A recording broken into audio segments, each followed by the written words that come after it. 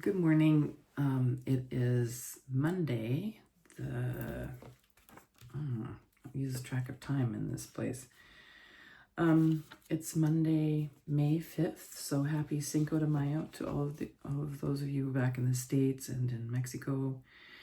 I just thought I would speak a little bit ahead of all the videos that I'm going to show you next. And first of all, explain that my plan to upload and make short little videos every day does not work so well for me because of lack of time. By the time I get to an albergue, I have chores to do, clothes to wash, getting settled and all that. I just find that I don't have the time, and very often I also don't have a good enough internet connection. So I'm having to wait till I get to a place where I have a couple of days. Like today is the second day of being in Burgos, and I have a good internet connection, so it's possible for me to catch up to giving you guys all the footage that I've filmed so far. So anyway, I know that some of you have been wondering where I am. I just wanted to explain that. And on that note, probably the next time that I can do this again will be probably in about another week. So just FYI. I also thought I would take a quick moment to show you my pilgrim's passport. This is something that a pilgrim can get at the beginning of his or her journey. And this one is the one I got in France in Saint-Jean-Pied-de-Port. So it's in French, has a cute little map on the back of the Camino, because it goes this way. And then as I go, I collected stamps at either places where I ate, if they have them, or whenever I land at a new location, I have them give me a stamp. And so, and churches give them out, and tourist information offices, and they're for pilgrims. They're intended to show that I've gone on this journey, and that I've clocked those miles and kilometers, right? So truthfully, I often forget when I've gone into a place where I've eaten, especially to get a stamp. So I should probably have a lot more stamps. But as long as I have one stamp a day in the beginning, and then in the end, 2 stamps a day in the last 100 kilometers, that's, I think, what's required to get the certification to show that I did the whole journey to Santiago de Compostela. Then you get a certificate that is in Latin with your name on it, and it's like the official, the official document that shows that you did it. And you don't have to get it, but it's kind of cool. It's cool to get it at least once. So then I thought I'd show you this. I talked about the stages before, and this here is my guidebook that shows you how it's broken down into, I think this one has, like most of them, they have 33 stages. So there are people that are doing this Camino exactly how this is suggested to be broken down in 33 days. But there are longer places, longer distances here to go. Like one of these here is 28.9 kilometers, and I think they go up to like close to 30 basically. And that to me is just too fast, and feels more like an exercise program than than necessarily trying to experience the culture and the place and the people. So like I had time yesterday to go to the Museum of Human Evolution here in Burgos, And that's only because, you know, I am taking a rest day and I didn't have to go set off right away and do all the chores and all that. So it's hard for people to do those things when they have to pretty much arrive and then think about getting ready for the next day. So anyway, that's the update, and I hope you guys enjoy the videos. One more note on that is that I am kind of just keeping it raw footage pretty much. I am not editing it a whole lot, and I would down the road hope to pretty it up a little bit and make it you know, a little bit more finessed video. But for now, it's just what you see is what you get kind of thing. So again, it just has to do with time and my my skill level of video editing. So all right, well, I'll catch you guys later on the trail.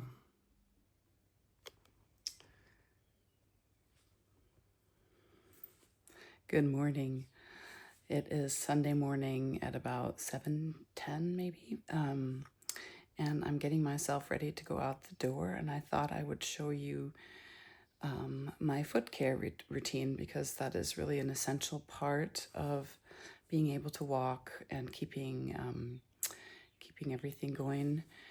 I have met actually quite a few people already that had blisters, and it's usually a combination of not preventing blisters or walking too fast can do it, not ventilating their feet properly, like maybe wearing boots or Gore-Tex type things when that makes most people's feet sweat. Not everybody. Some people just don't sweat as much as others. You know, and then like friction, so that there's skin breakdown that happens on the deeper layers of the skin in the feet. So strangely enough, what one needs to do is create some glide on the top layers of the skin, between the skin and the next layer that is touching the skin. So let me show you what it is that I do. I'm gonna bring this around. Okay, so here's my left foot, and I really have liked this product. It goes on kind of dry, more like it feels like a powder. It feels kind of dry to the touch. And then I apply it here on the ball of the foot, underneath my toes. And then I also get the top of the toes, because they do bump up against your shoes when you're going downhill, for example. Just the feet really, the toes especially, get a lot of abuse. It's important to really gob things on in there. And then I also, I put it sort of in between my toes like this. I do that because I do wear toe socks, and I'll explain that in a second. But the toe socks can be pushed onto this area of the foot where the toe joins the bigger part of the foot. So it's important to keep that glidey. Glidey, that's another new word. I've been making up new words here on the trail. Maybe that's part of my adventure. Okay, so then the other part, I don't tend to put it on my heel. Some people do, not underneath anyway, but I do put it, right there, because that part has to sort of slide in and out of the shoe a little bit. It's kind of hard to film this and hold this at the same time, but okay, so now we're ready to put on the toe sock. All right, my toe socks are all wool. I've spent quite a bit of money on them. And this brand, what I really like is they've really ensured that there's ventilation. These are very sturdy. I've worn them for a little while already. at home as well to try them out. And they're a pretty sturdy sock without being heavy. And because I wear 2 layers of socks, I really don't go for the heavy. There's brands out there that are very popular, but they're very heavy. But then you can't really do 2 layers. So yeah, it's a little hard to do this. I'm a lefty, and this is trying to do it with my right hand. Okay, so let me show you. I can show you the venting on these socks. You can kind of see there's venting here, and there's venting here at this part. So, and again here on the toes. So, you know, if the feet are sweating, there's a way for stuff to escape. And wool is really good at keeping the moisture away from the skin. So wool, wow, God's invention, great thing. Okay, so now I have learned from my walking that there are a couple of toes, one on each foot, that seems to just get a little bit more irritated. Must be where maybe it rubs on the shoe at a certain point. And for me on this foot, it's this 3rd toe. So what I do is I take my wool, my lamb's wool that I bought, and it's a really great idea to have some of this around. And some people put it directly on their skin, but I wrap it between my 2 sock layers, and I do that because it actually helps keep it there better. And then my wool also isn't as likely to get as sweaty from, I don't know, it just seems to work. Just something I figured out.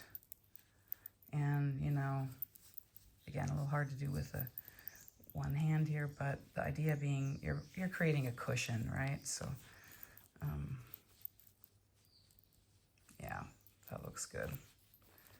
And, you know, some people use more, some less. It's just kind of a trial by error type of thing. Okay. So, okay. And that looks pretty good. There's cushion. Okay. All right. And then I've got my other sock. This is just a regular thin, also wool sock. It's got stretch. I'm not sorry about the camera wiggling, but I have to get this pulled on to the other foot first. Okay. There we go.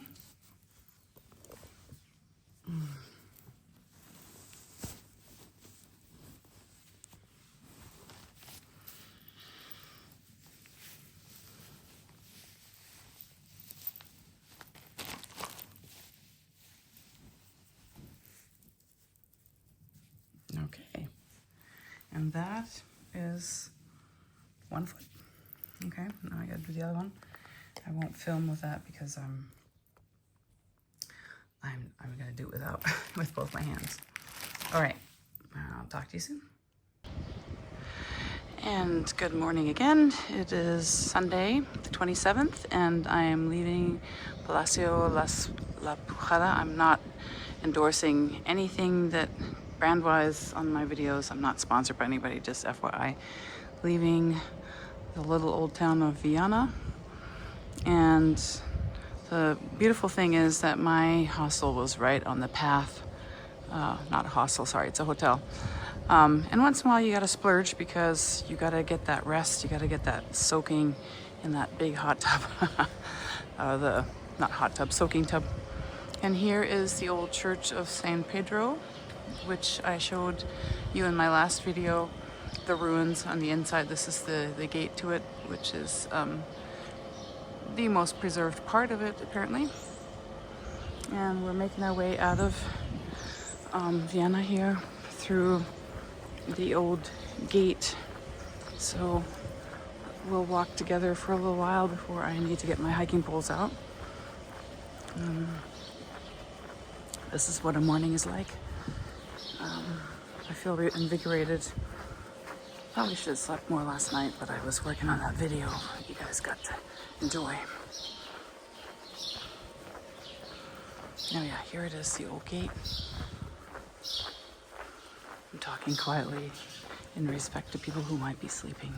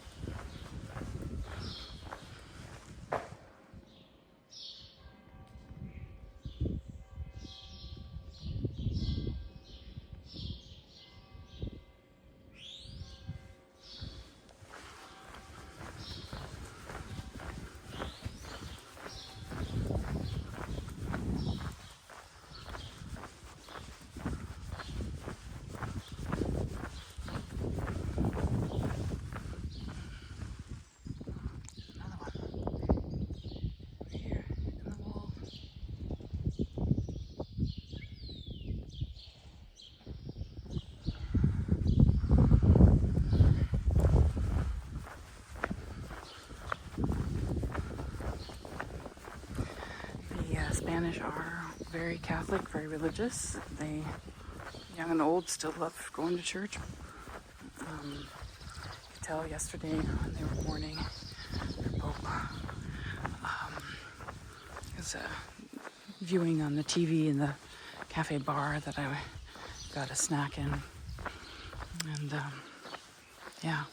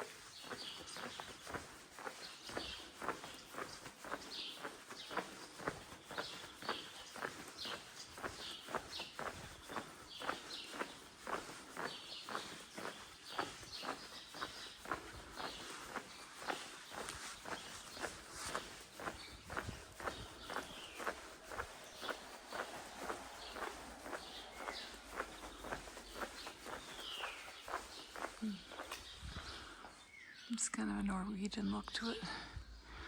Scandinavian, almost.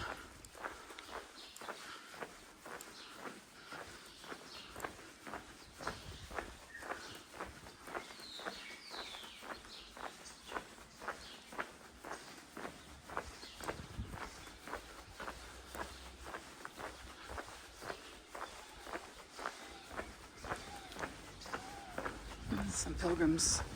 Looks like they're waiting for the bus.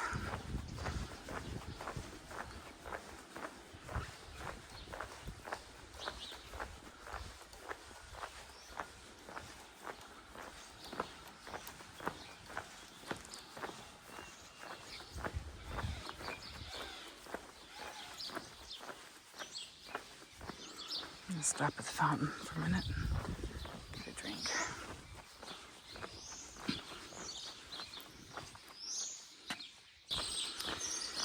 I drank a lot of soy milk this morning because I had bought a whole, what do you call it? Like a carton of it.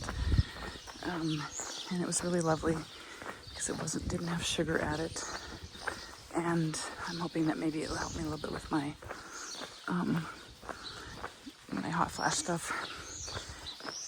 It's getting better, I think. The homeopathic stuff is starting to work. It just takes a while to be on it. So yeah. So far all downhill in the town. Birds are singing. It's nice and cool. It's supposed to get like 64 today, which will be warm here. It always feels warmer here than than it would back home.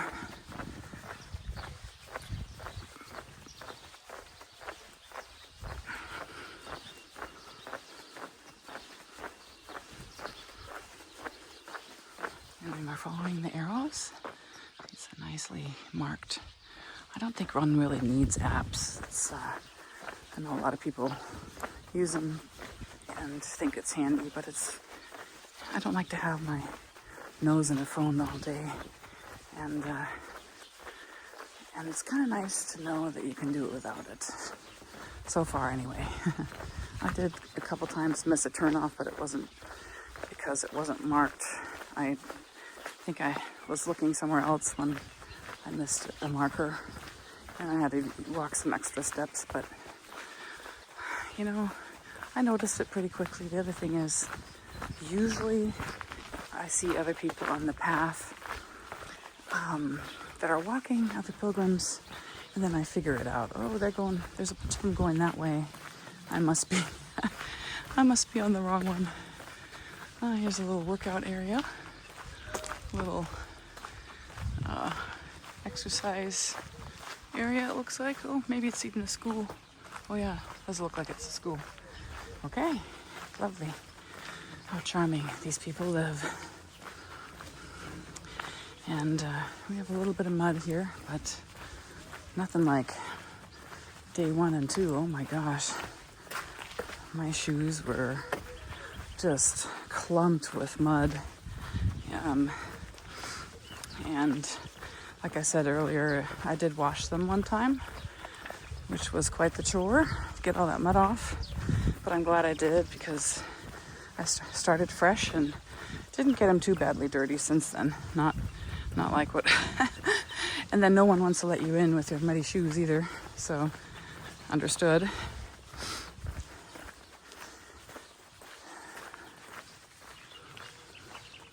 Yeah. You know, we have beautiful paths to walk on in Oregon, forests and all that stuff. What we don't have is this old stuff. You know, the old buildings, the history these people have.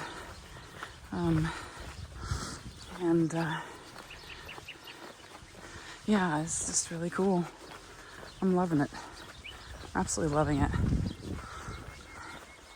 And yes, there's some challenges along the way, you know, bed bugs, noisy nights, lack of sleep, no dinners sometime. I arrived too late to one of my albergues, and they wouldn't give me dinner. Well, and they hadn't even cooked it. That's what was a little upsetting. But I missed the order time by half an hour, and you couldn't order it on phone or via any other way. You had to show up in person.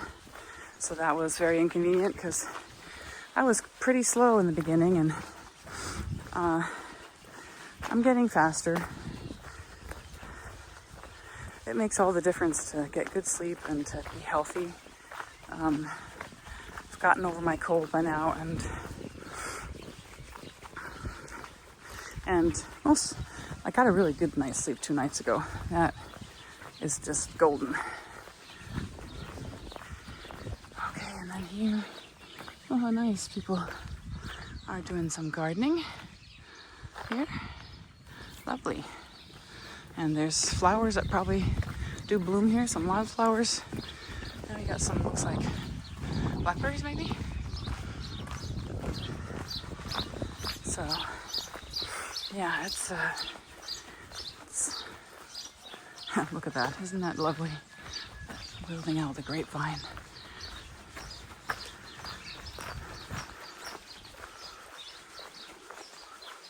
I think it rained last night because there were some puddles, and there's a little bit of mud now.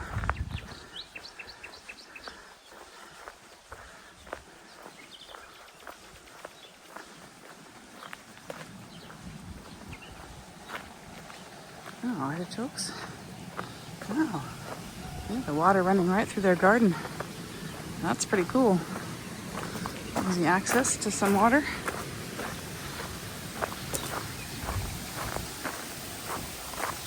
The water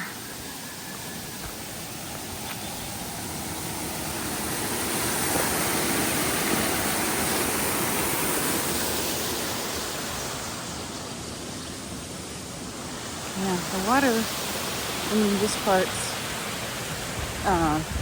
and especially the hills at the fountain, near water fountains, is just unbelievably great tasting. You don't have that chlorine flavor, but I did notice in this hotel that the water tasted really awful. So I decided to drink the bottled water only. So yeah, I don't know if it's just this area that maybe chlorinates or does something. It tasted chemically, but it wasn't exactly chlorine. I don't know how to explain it. Cock's crowing. Aren't you a little late? Thought you were supposed to do that at 5. Anyway.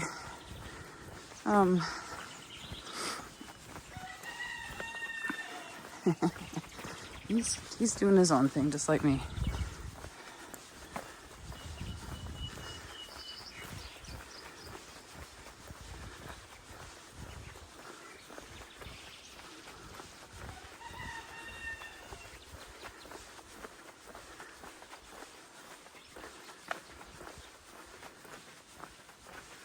So I was told that a lot of the churches that I might have mentioned before, that a lot of the little churches, save for the big, like cathedrals, a lot of the churches have been closed to public entry due to, see, and there's my arrow. Here I am at a decision point, which way to go. And right there, someone thought to put a yellow arrow right there. That's what I'm following. Okay, so back to the church thing. So a lot of them have had to keep their doors closed during the day when they don't have somebody attending them, because there's been so much theft. And that's just nuts. Yeah, or I don't know, is it karma? That could be the other thing, you know. But here's my arrow. Anyway, it's people who are desperate. They do desperate things. And sometimes it's that, and sometimes it's just plain greed. And greed is what's kind of destroying our civilization, you know? When is enough enough? How much do we really need? And I think these are some things that the Camino can help teach. I may not be the best example of this because I do have my my suitcases now with broken up into 2. But keep in mind that I'm gone from home 4 months, and I have a different situation than people are just coming to do this and then they're going home. And they can wear the same 2 outfits and get very minimalistic. And I had other reasons why I needed to take a suitcase. So, but I do see, you know, with what I actually end up packing in my backpack, and what I could do with is very little, actually, you know. And we're somewhat spoiled even on this Camino because we do have access to water all the time. We sometimes places have washers and even dryers. But even if you don't, you can hand wash your clothes. You can, usually a day will dry them. Let's see what this one says, this map.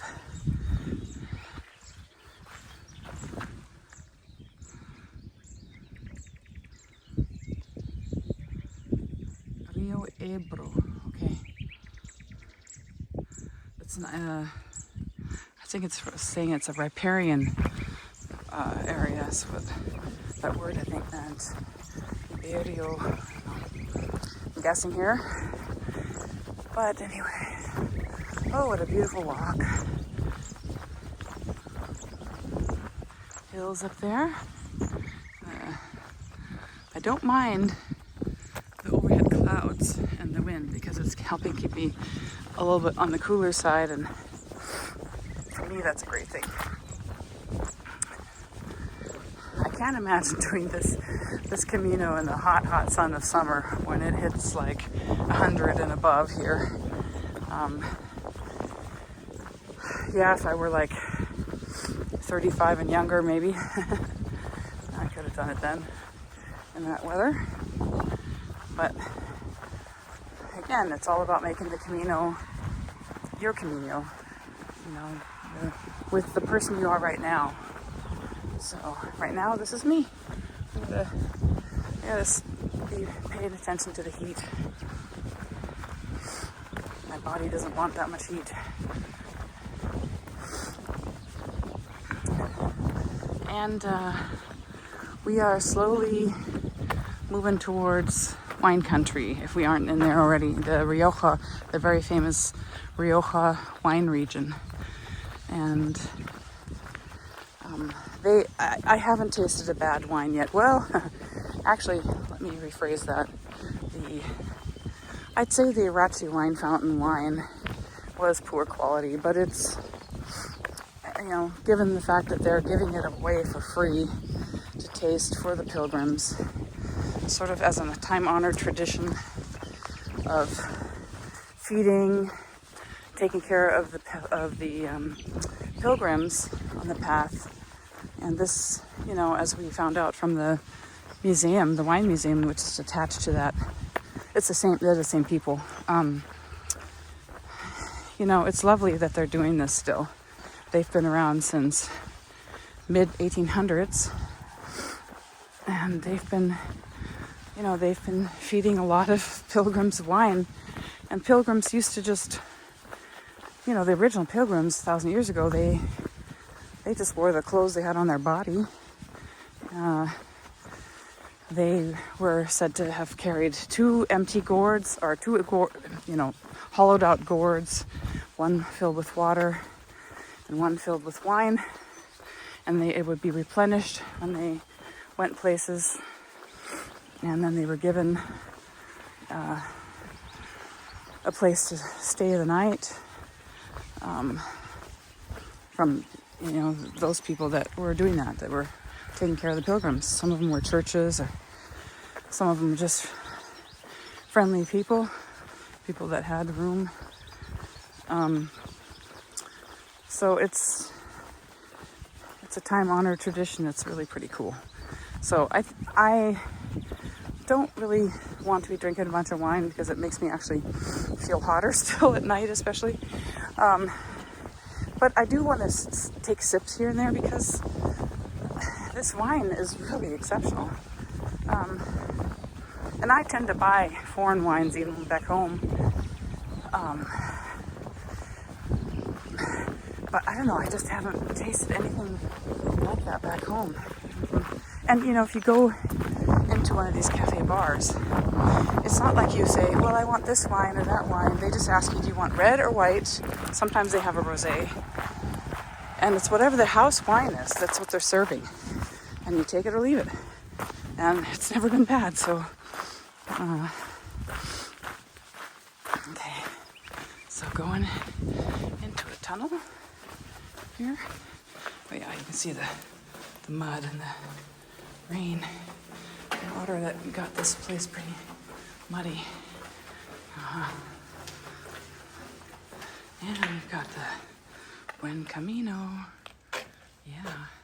Okay, I haven't explained that yet. So people on the path wish each other, and people who are even that aren't pilgrims say to the pilgrims, Buen Camino. It means have a good walk, have a good journey. So it's a really, again, lovely tradition. I've really enjoyed it. People say it in different languages sometime. Bon chemin in French, and Bom Caminho in Portuguese. I don't think the Germans say anything. They say Buen Camino. Yeah, and it's just so great to have all these different cultures to run into. I hope you guys can hear me because I don't have my fuzzball on, the little, what do you call it, the little auditory protectors, because it is windy right now. Okay, I think I'm going to sign off for a little bit and check back in later. And stopping here at this cute little church. I love the little, whatever that is called. It's just so sweet. Don't know my church language and my architectural language. Lily, help! And my daughter's studying architecture. And this here, this mural is really nice. Yeah. I mean, it's a Camino story for sure. Yeah, and apparently there's no such thing as respecting the artwork here, because I do see somebody has vandalized it. Okay, well, on we go. Going back to the trail, following the Camino trail. I'm somewhere on the trail, I don't know where. I don't know exactly what this little place here is, if it is even a place, but signs everywhere. Viana one way and Exida de Cuevas.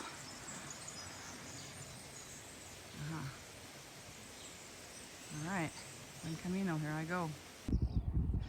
And I'm on the path to Logroño, having left Vienna about half an hour ago. And you can see just a few pilgrims on this early Sunday morning are walking on the path. And it's peaceful, and it's just lovely. So I see a city over here in the distance. I'm not sure if it's Logroño.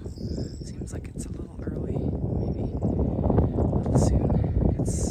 I was expecting to walk 10 kilometers today, which is a nice light day. But my body is recovering from the strains of the first few walks. As I said, I've clocked 100 kilometers, and it is something. So, but the beautiful countryside, the wind, and it's important to look back sometimes too. That's where I came from, and here I am, doing well.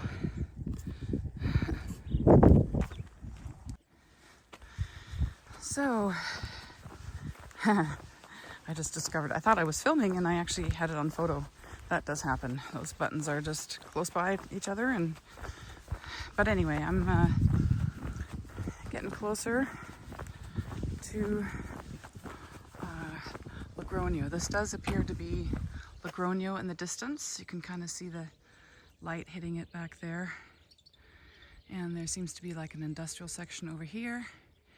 And Logroño is a bit larger of a city as far as on the Camino goes. It's got pretty much everything you want. Today is Sunday. We'll see what's open. It'll be nice to get a warm meal. I chose not to pay for breakfast. This morning it was €11 in my hotel. I had a dinner night before last, my first night in Vienna, and it was actually really great. I had salmon, baked salmon, and some potatoes with it, and I had a salad, like a niçoise salad before that, and then I had a like flan at the end, or actually it was more like creme brulee, had a little crunchy top. And that was all for €15. That was, I thought, a really good value. It came with wine or water, filtered water, bottle of filtered water, And I chose to try the wine. And then last night, I'd gone to the grocery store nearby and I just bought some things. And, the fruit and the veggies are so great here. So, can't go wrong. All of it's really excellent quality, full of flavor. The oranges are incredible. There was a pilgrim who's from Florida, and she said our Florida oranges can't hold a candle to the Spanish ones. They're just packed with flavor. So then I had some groceries left over, and I was gonna do the breakfast at first because it probably would have been a really good breakfast, judging by their dinners. It would have probably been worth €11, but I didn't want to throw food away, and I had bought bread and ham and cheese, make my own little bocadillo. Bocadillo? Or bocadillo. Maybe it's bocadillo with an O. Sandwich. It just means sandwich. And I had some carrots and some blueberries I bought. So, someone must have died here. Oh, that's, yeah.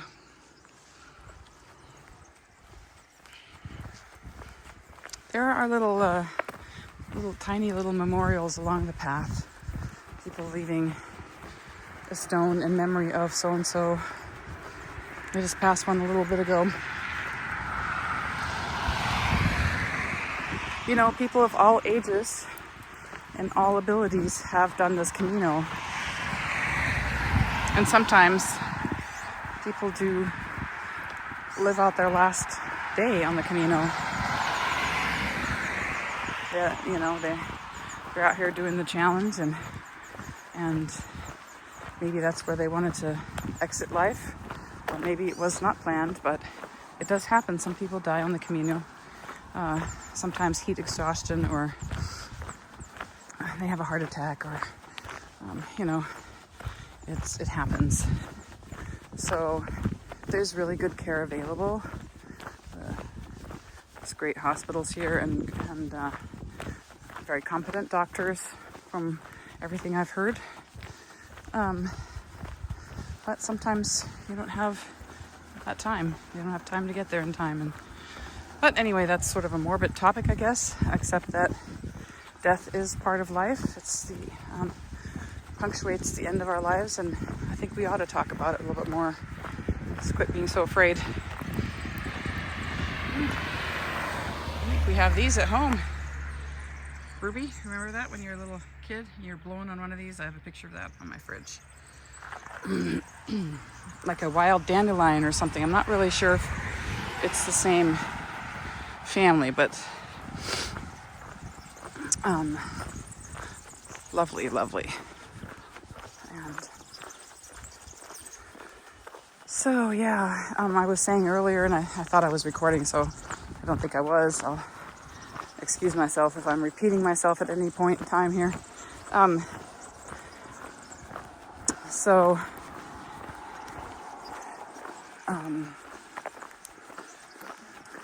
The Camino teaches us things.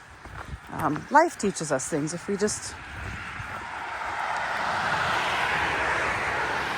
we're willing to listen. We're willing to listen, and we're willing to slow down in our busy lives.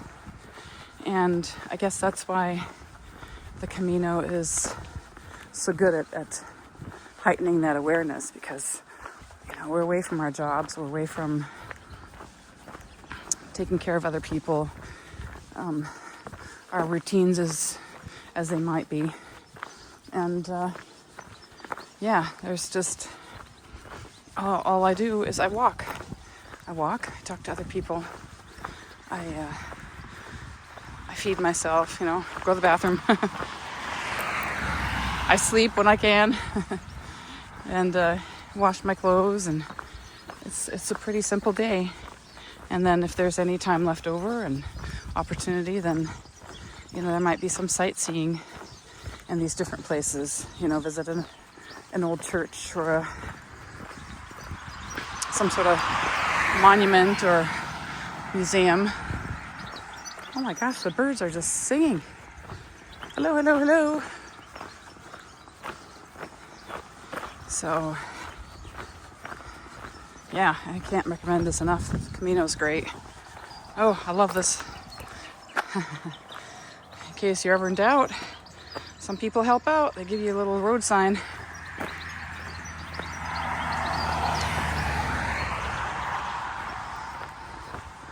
Oh.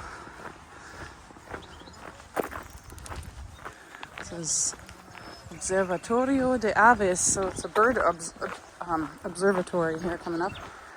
That's pretty cool. I wonder, there's so many birds here.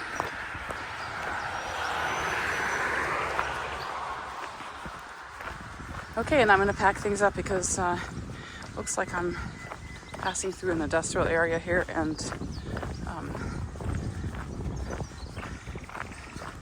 not that we have to hide those things. Everybody, you know, they have to have industry as well. It's I think the outskirts of Logroño here, so I'll give you a little view of it, and then I'm gonna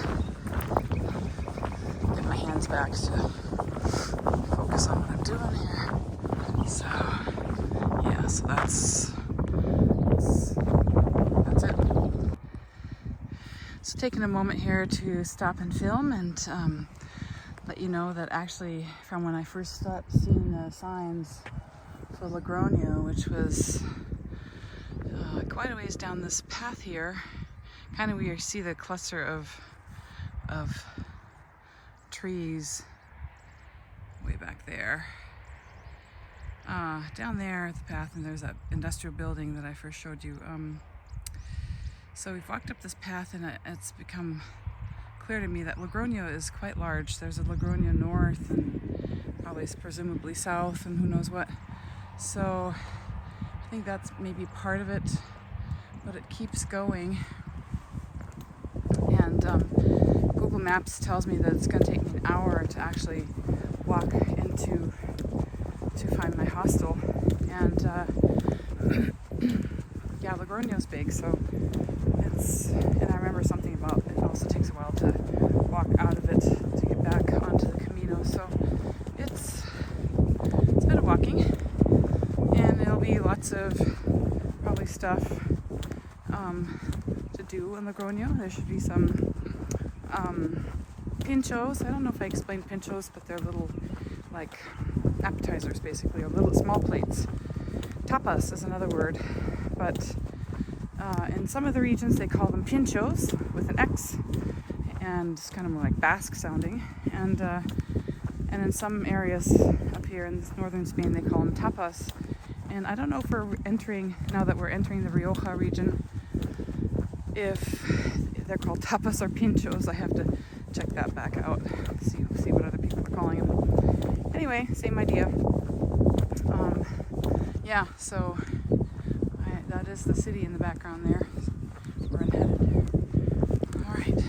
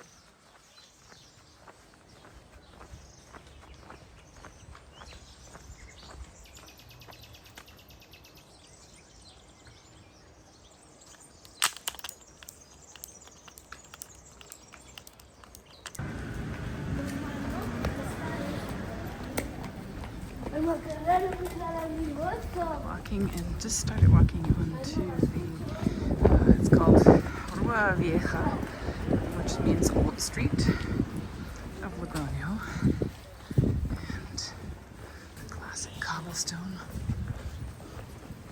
And I think that is actually the place that Cesarestein. He mentioned.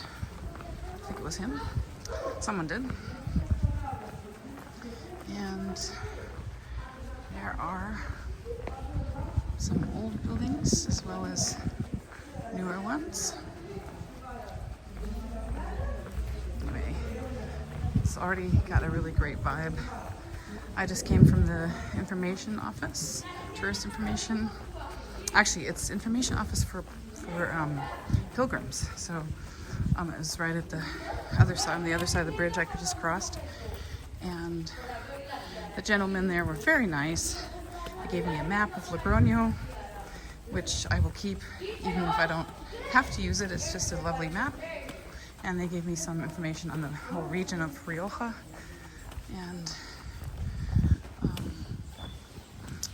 which street is this? So they actually have the street signs are tiles. Is that ever lovely? Travesa de Palacio. So maybe there was a palace here somewhere. Is that Palacio means palace? And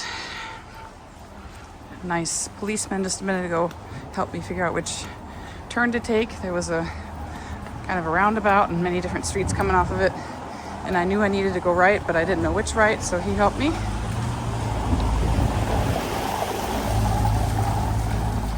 Yeah, people have been very supportive and very helpful, and I'm sure that sometimes it must be a drag to always have tourists in your city, and it probably gets to be old sometimes, but ooh, this looks like a 4-star hotel.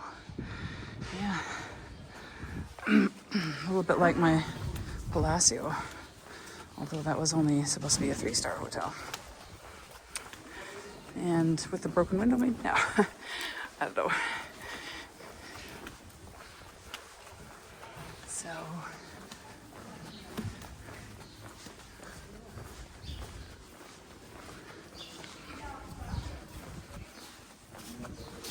buenos dias.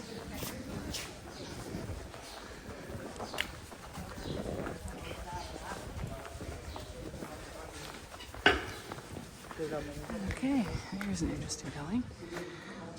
It is painted some kind of a pinkish red. Okay, Calle Veja, Calle Mercadere. That's not it.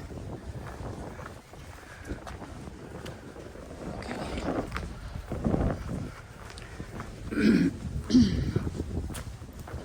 It's wet here. It must have rained. The flat part. Rain and cobblestone could mean twisted ankles, so just play it safe when you can.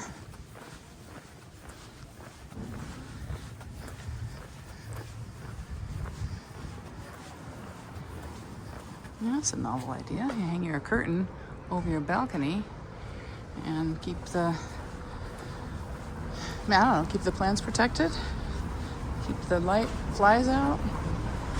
Interesting. Dry the curtains. Any number?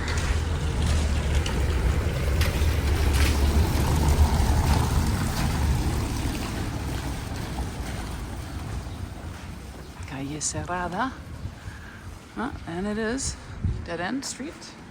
That actually is the name of the street. So, how novel. Dead End Street. Okay, this might be the street I need to turn. I need to cross over. And casino, okay.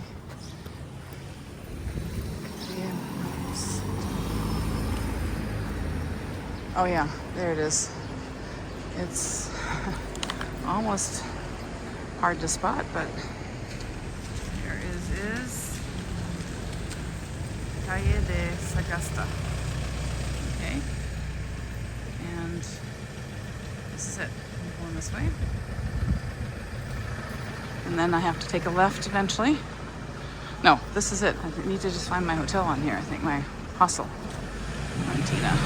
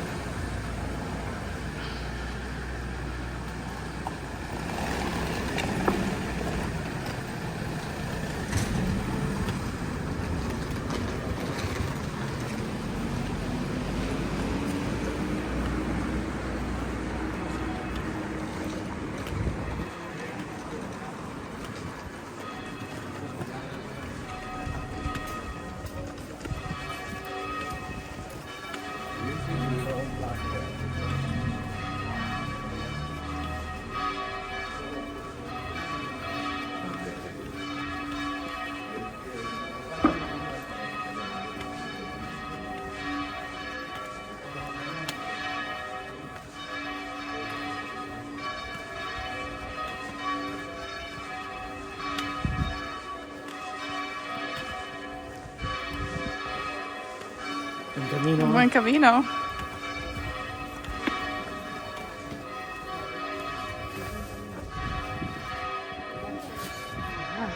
Asparagus time.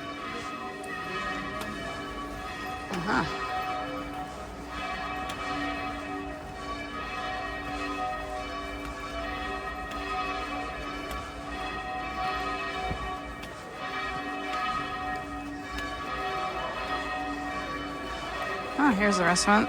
Offers pilgrim's menu. Alemania. Let's see what they offer.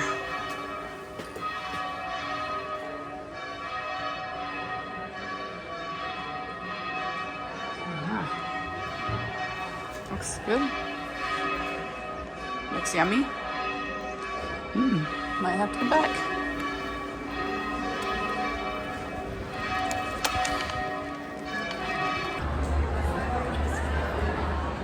This is the very famous street called Calle Laurel, Laurel Street, and people are crowding in to get tapas or pinchos. It is early afternoon on Sunday. Church has come out and the throngs of people have entered the heart of the city. Liz and I are making our way to the river and maybe and then maybe get to the church. She calls it Twin Tower Church. Church of something. Santa Maria. Musical Liz. Play for Elise. Beethoven. You called me as well. Okay.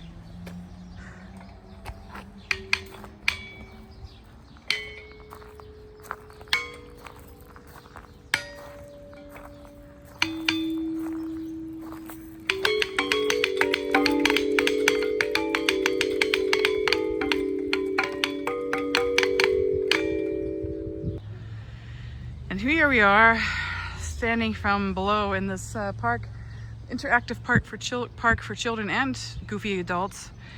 And here is a bridge, an iron bridge. It's very decorative, as you can see. The railing, everything is just beautiful in Spain. And then here's the old bridge, the old stone bridge, just a little ways away. So there's some sort of concert going on here.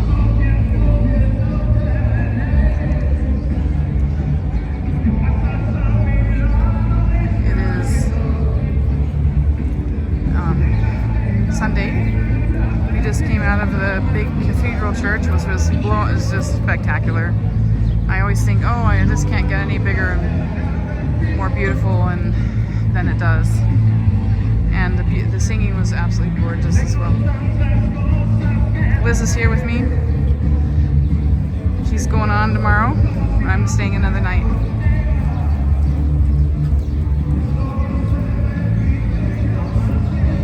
Some sort of a festival going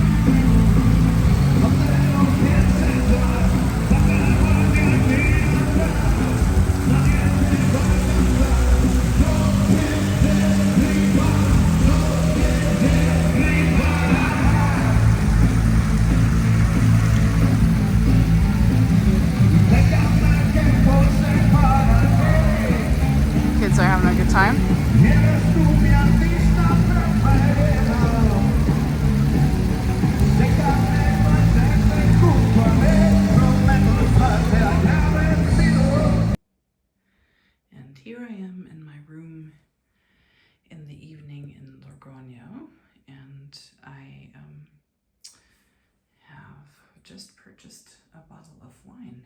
It's a Rioja Crianza 2021. It was recommended by a bartender at a bar where I just walked in. This place was recommended to me. And then I asked him if I could buy a wine glass from them, since I think wine deserves to be drank in a real glass. And they just gave me this one. It was an extra one they had that didn't seem to match their other glasses. So I'm very, very thankful. People are very, very giving, very, very wonderful so far. So yeah, and then I also went to the open market today, and I bought this lovely, let's see, fit it out, this lovely saucisson with herbs on it. Let's see, where is it? See, the herbs are just caked on with herbs. This is very lovely. I tried this, and I bought one sausage together with my friend Liz, and we split it in half so we can each have a half. And then we also bought some cheese, and it appears to be some kind of goat cheese. We tried that one also, and it was good enough for us to want to buy it, so we shared that half of each. Aside from that, I have some olives, and I just absolutely adore these olives. They're the big green ones, and these are stuffed with some kind of cheese. And I think there's two different kinds of cheese actually that we ended up buying. They would only sell us a minimum of, I think it was a half a kilogram. So we decided to just go for it, and we already ate some of them and each got about half. So living well on the Camino. Here are my carrots and blueberries that I bought in Vienna and that I'm gonna munch on as well, and my banana. Gotta get my potassium. And then from home I actually brought some decaffeinated coffee after my research online, because I figured I might want to sometime drink a cup of coffee, but I don't want all the caffeine. These are kind of like a tea bag style coffee, and I haven't tried them yet. They're very expensive, and they're only 5 in a package, but I brought them. So I'm gonna make myself a little bit of relaxation time. I will show you my setup. So I always strip the bed when I get to a new location, check for bed bugs. And here is the cute little bathroom. I told the receptionist that I was cold and asked if the heaters could be turned on, and she said that they couldn't. I think they're centrally controlled, and she instead gave me this standalone heater that I've placed in the bathroom, and that way I can wash my underwear and socks and they will dry, and I can take a shower in this cute little shower. It's actually bigger than, it's not cute as in small, but I love the green and white tile.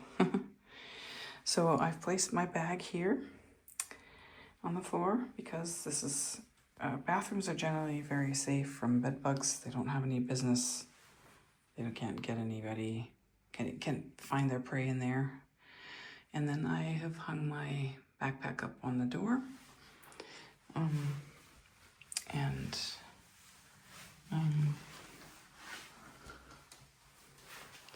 I took the bed and I stripped it down to the mattress. I always check the mattresses and the seams.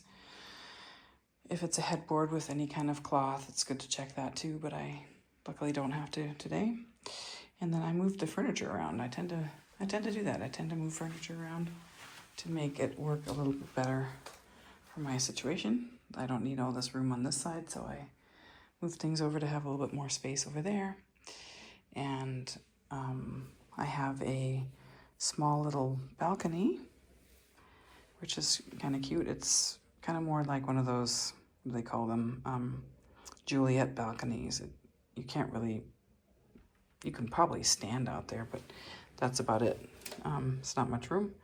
I have it closed off and have the shades drawn. It is a bit noisy because it's Sunday night and the Logroño people and visitors are celebrating. They eat late. People tend to eat late in Spain. And Logroño is also a place where you can get wonderful pinchos or tapas. So I decided not to do that tonight. I might do it tomorrow night. I think I'm just going to chill in my room with my wine. And yeah, so anyway, that's it. There is much unrest because about a half hour ago a very loud alarm went off and then a second alarm went off. I was trying to get another fill of this wonderful lamb stew I had last night. Oh, it was so... yesterday midday at the same cafe here. And as it turns out, there is a energy outage in all of northern Spain, some of France, they thought, from what I could gather from the locals here.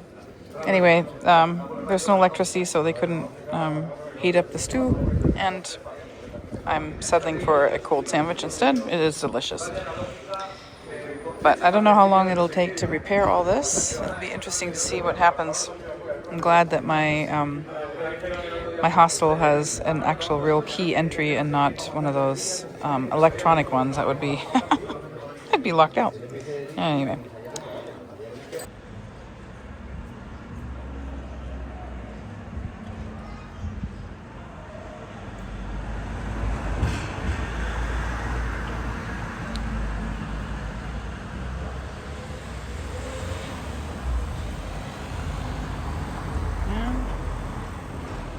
The stores have had to close. Oh, no, there's one's open over there.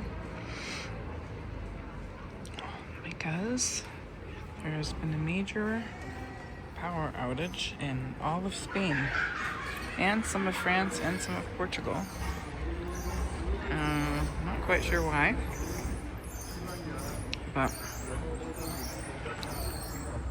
I'm still in Logroño. From my balcony.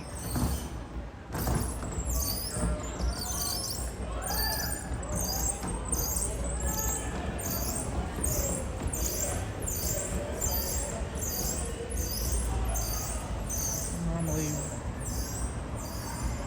much more going on.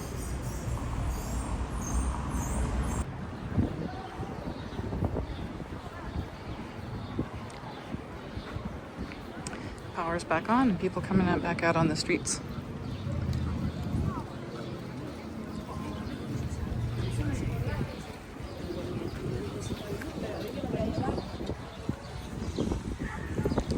Let's go look at the museum over here.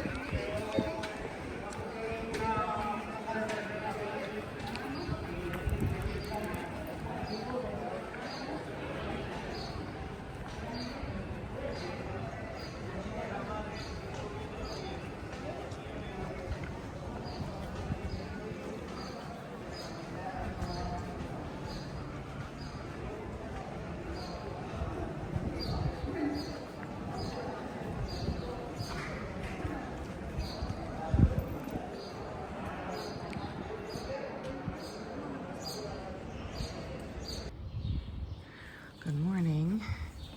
It's 6:15 a.m. and I'm leaving early to try to beat the heat today. I got up, I got everything all packed last night really well, and then packed my bag. Oop, here comes a police car, I think. I'm gonna stop filming for a second. So, anyway, I got some good sleep here, which was great. The best days help having a room to myself. And I think I'm figuring it out. Anyway, I gotta find my way out of the city, which can be sometimes a little bit difficult. So I'm gonna stop filming for a while. I just wanted to give you a little quick update. I'm heading that way, the traffic area. And yeah, I just saw a sign for one of the shells, so I know I'm on the right way. I'm using Google to lead me out of the city, and it's can be a little bit more challenging in the dark. Well, it's not that dark, but spot these signs with all the other stuff that's on walls these days, walls and pavements.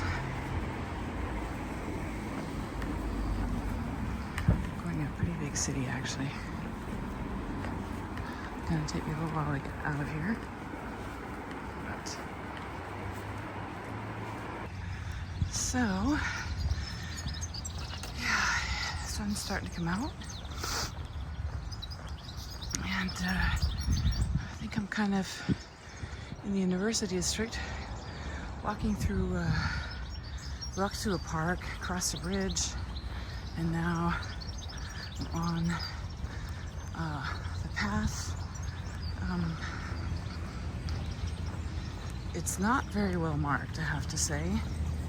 All things considered, there's been a lot better waymarks before, but I am encouraged to see that there's a couple other pilgrims ahead of me, and that actually helps to know.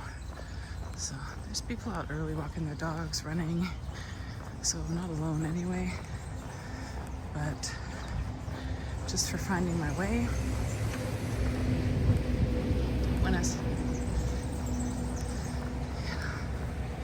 And we're right next to a freeway, so I think that today there's supposed to be quite a bit of walking next to the freeway. So, but I'm staying off stage again. I'm not going to the end place for this part of the Camino is for many people going to be Najara, and that was just too far for me to want to walk. I think it's like 28 kilometers or something. So I'm going to stay in Ventosa, which is closer to 20 kilometers today, and that just seems more doable. And I'm one of the fewer people, if I can venture to guess, that doesn't have an injury currently. There's a lot of people that have blisters, and they've had to start taking buses because of that. Injured knees. You know, there's just no point in overdoing it. Pay the price one way or another. So, but everybody's got to do it their way. And here now the markers are coming. Here's one. So,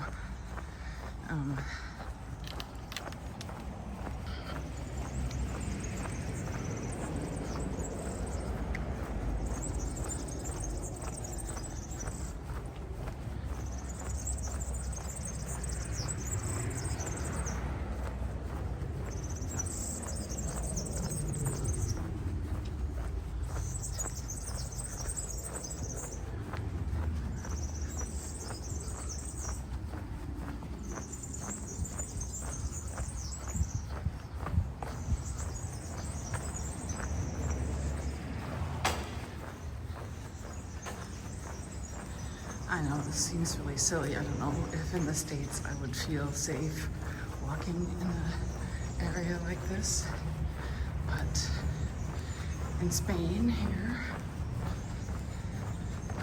it feels like a different ballgame.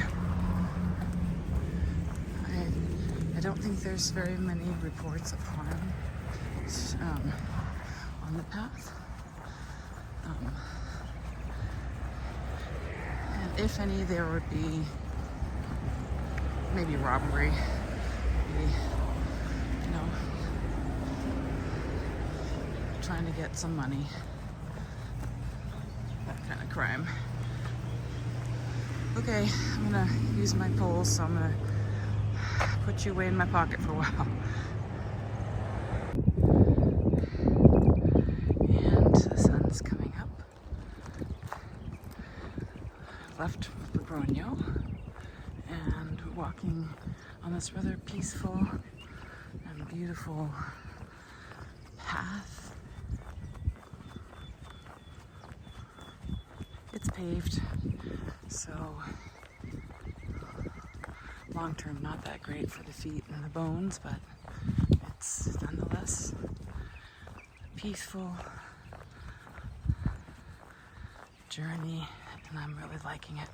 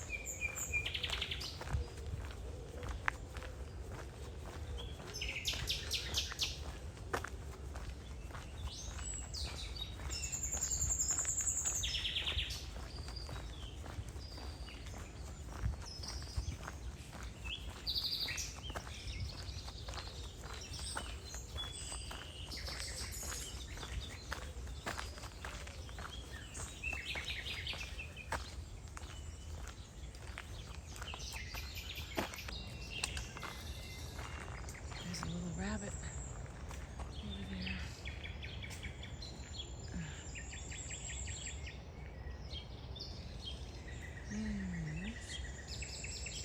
I guess there's lots in this area. There's the hiker above me. And I'm gonna do a bathroom stop here.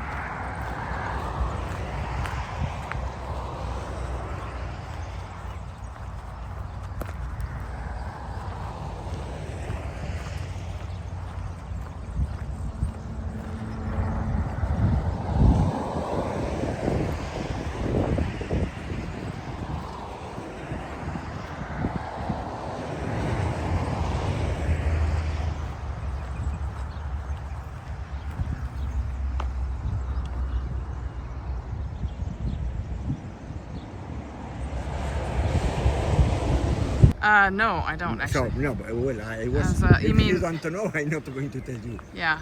Yeah, because Is that an architectural style? Is that you're talking about? yeah, Yeah. it was Romanesque. the architectural style Yeah. of the Middle Age, and Yeah. it was the architectural style of the Camino of Yeah. the Santiago.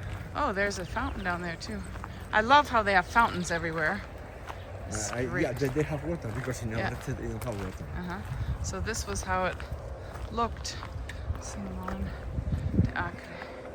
Hospital de Peregrinos. That's what it looked like. Yeah.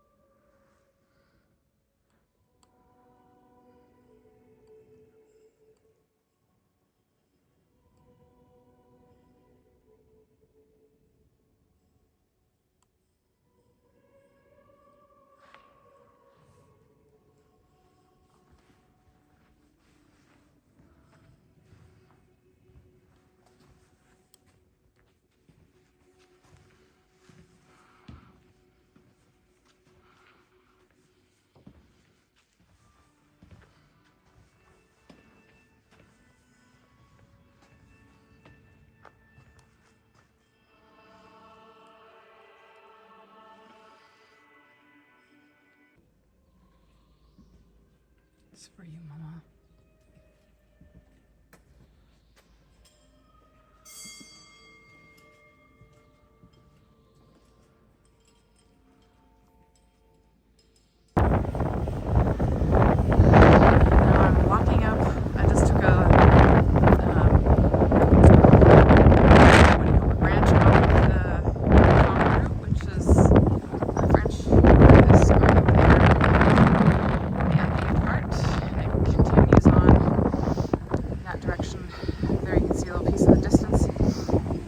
I'm taking a detour to Ventosa. Ventosa is a tiny little town of like 250 people. It's very old, and it's my stop for tonight. I have walked 20 kilometers, and I did not want to do another 10 on top of it. It's too much in the heat. It's going to be quite warm today, although we have a very nice breeze going.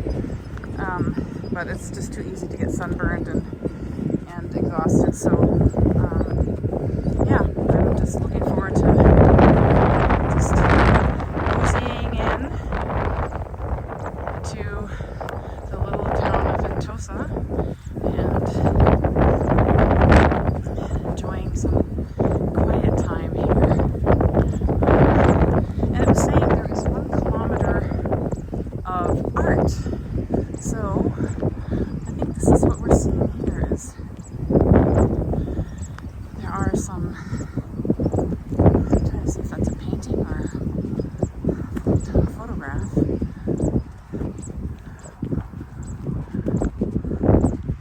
Huh.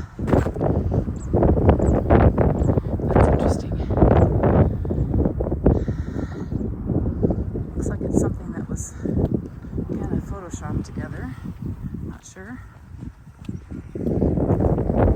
And on this side, a kissing picture. Cute. And the hills, wines. You know what's interesting is it's small sections of wine. They're not, well, I guess there's some that are bigger. But even small patches of wine, you see them everywhere here.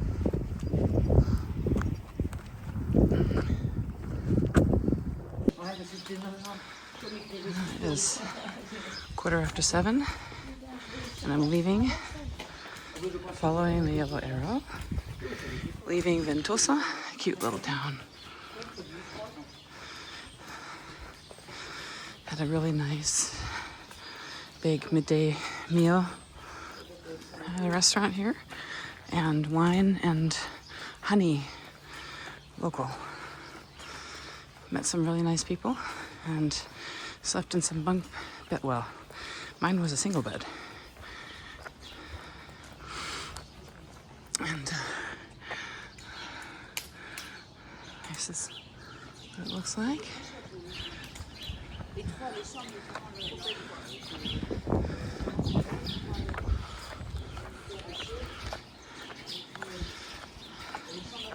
Sorry if I'm wiggling. I need my poles or let go of this camera. This is where I ate yesterday. And this morning, just a banana and some coffee. Decaf coffee. Yeah. It was nice.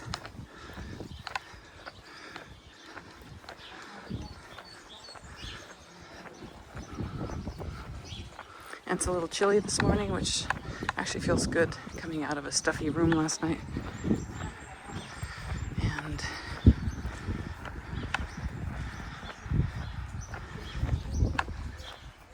I'm off. This is beautiful. And we're coming up on the vineyard whose wine I got to drink last night, or midday. My midday meal. I didn't have a big dinner. I was already too full. So, but in the menu del dia, they always serve you like an appetizer, and a main dish, and a dessert. dessert and wine or water. And this Alvia vineyard that's the one that whose wine we were drinking. And it was actually really nice. Good tasting wine, but I think you're hard pressed to have bad wine in Spain. So this is the vineyard, the vintner. Yeah, pretty sweet. And here's some of their vines.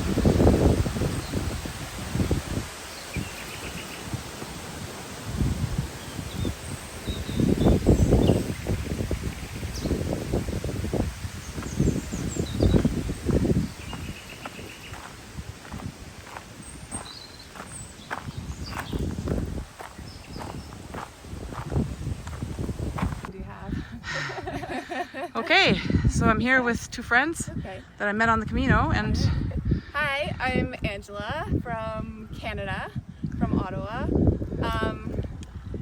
It's probably too long of an answer on why I'm doing the Camino, but I do hope to get some answers to some questions that have been hanging around in my head for a very long time. And I figure I've got a little bit of time to maybe figure them out and get some clarity. Yeah, so I'm Fiona and I'm from Germany, and I finished school last year, so I want to find out what I want to do in autumn or start studying in autumn, so yeah, hopefully. Good. Yeah. Oh yeah, you can film me. I'll walking in my sweaty nice. self. Yeah, sure. It's already on, so and you can walk with me. And look.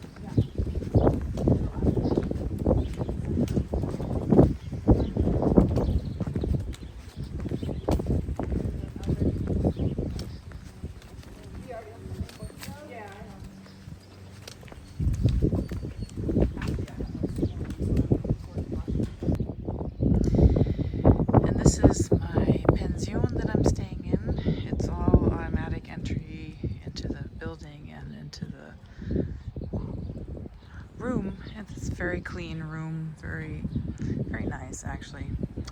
And it's right here in Azofra, in the main square of Azofra. And Azofra is a tiny town, less than 300 people.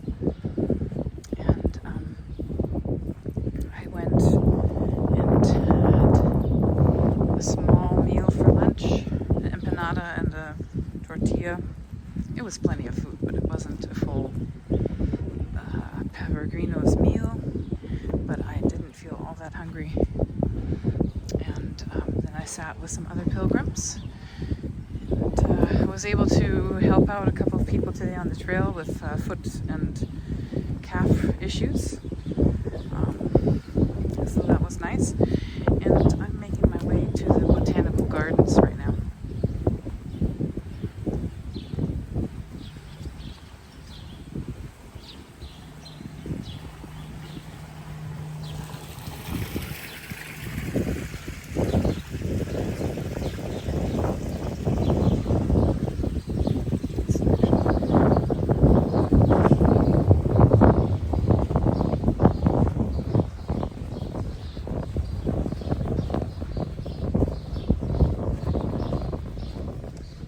Azofra has a small mercado. It's funny to call it supermercado. Supermercado usually indicates larger.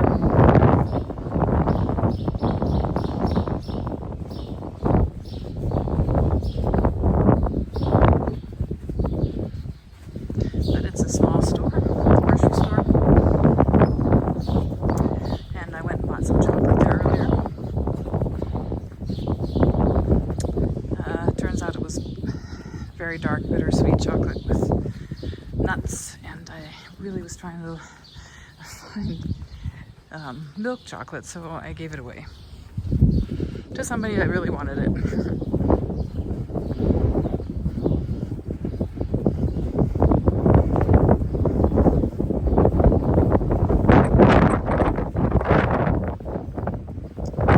And this town is quite windy, so you might not hear me all as well.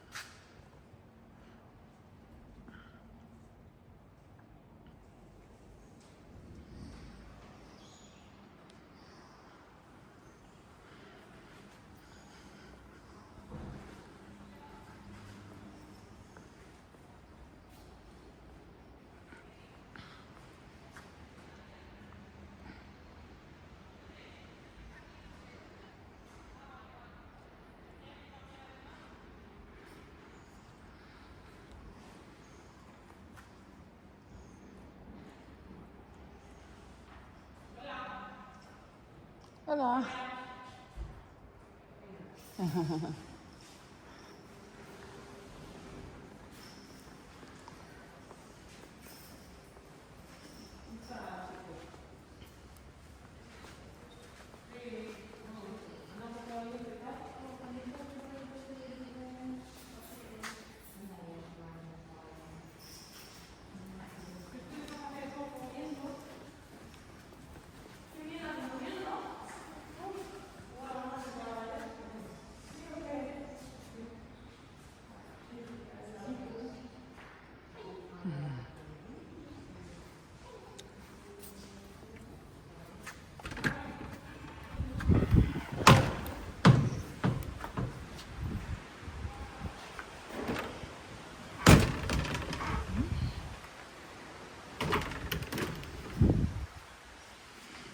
Quito.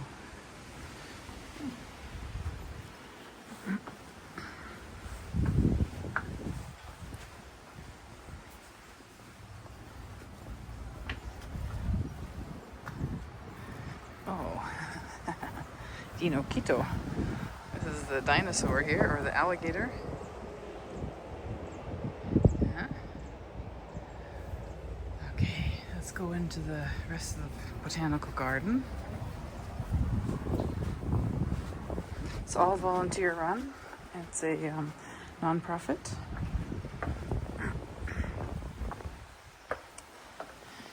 And it's privately owned at this point. It's one of the younger botanical gardens in Spain. There are 18 total, and this one is one of two that is privately owned, and it will be turned over to the public at the point of the owner's death. So this is pretty cool. And there's something here.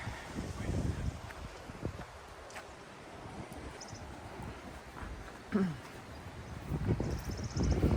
one can take off their shoes here. And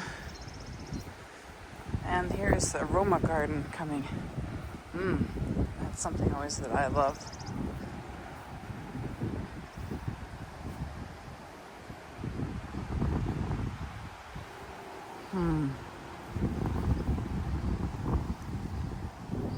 Rosmarin.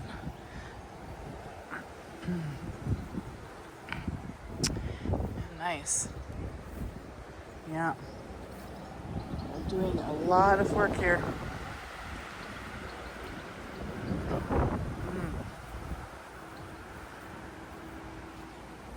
Oh, this tree has such nice needles. They're soft. Cedar tree of some kind. Roxburgh.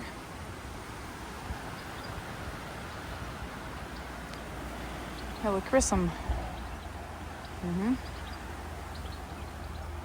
The healing plants.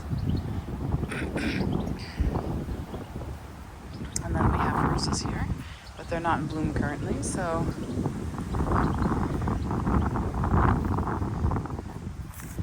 And here's the educational piece.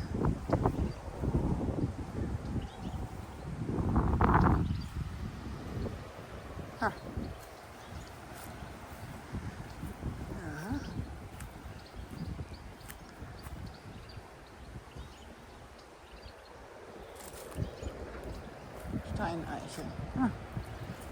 Let's get Mexico. Figure out where I'm going.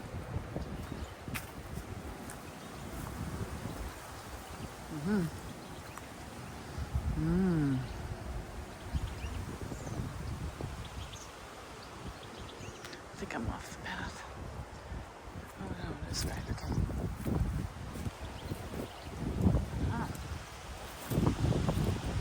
These are the trees. Oh, that way. Yeah. Oh, okay. I'll not be going the right way here.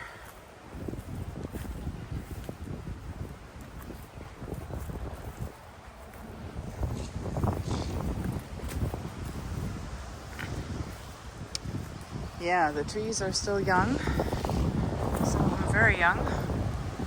But they're doing their best here to create a little sanctuary, and I bet in the summer this is really, really special.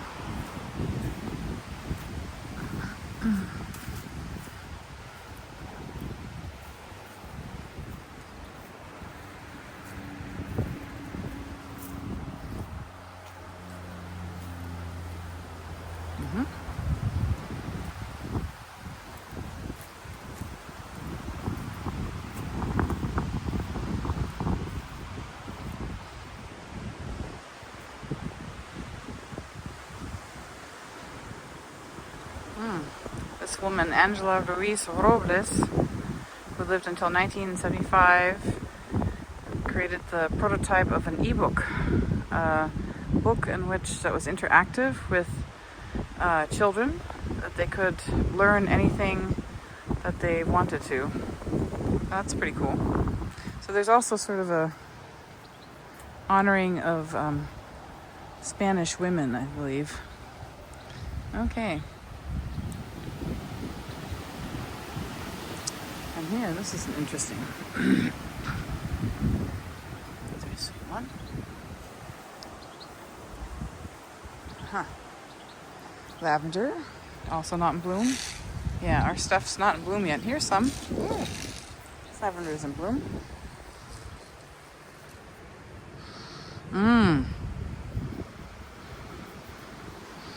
Wow, it's so windy today.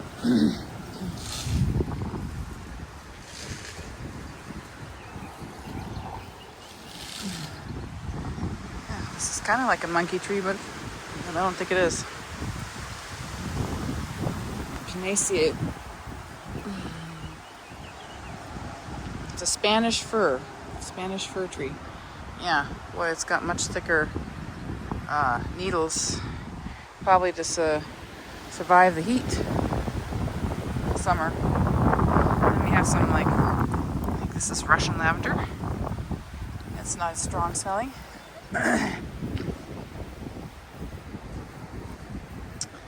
And what a cute little chair made out of a log. That's sweet. Oh.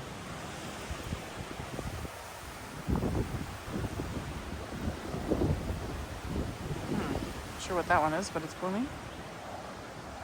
Yeah, most of the lavender is not in bloom yet. Oh, it's very cute here. They have an interactive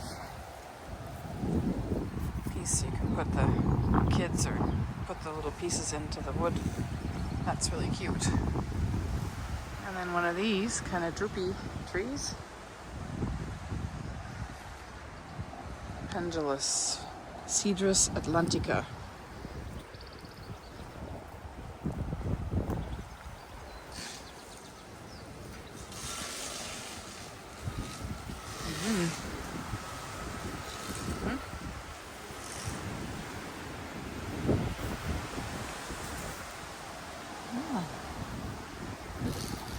Oh, they put in some snapdragons.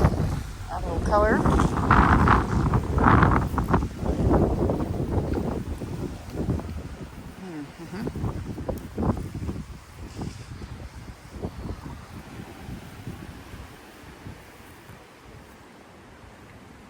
Hypericum perforatum. And this looks like it. Oh, the bees are already at it. Little bees. Who do you belong to? Who do you belong to? Huh? Busy at work?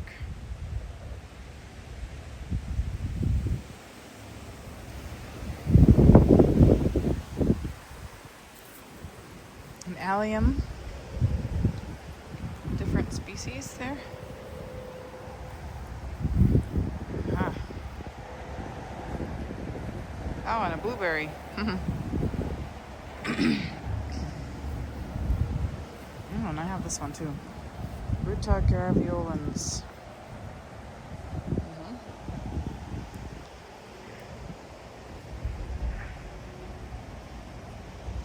Ah, very sweet. Oh, and look at this little laughing Buddha. Is that sweet or what?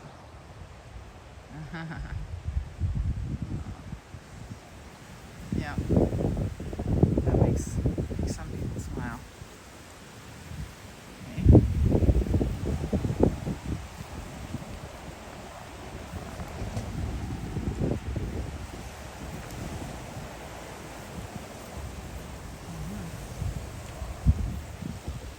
Okay, and here we have the garden bed of mint.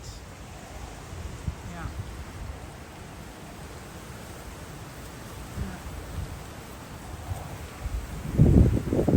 That looks like laurel. Bay leaf. Ooh.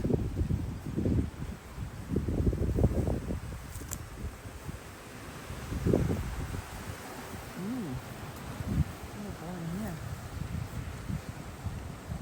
Oh, is it persimmons? No, it's a plum. It's a khaki plum, Japanese. Oh yeah, Japanese persimmons. Yeah, right.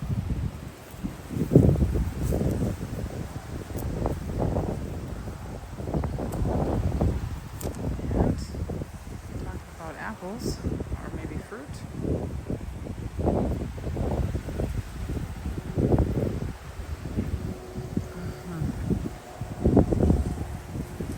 Oh yeah, ginkgo biloba tree.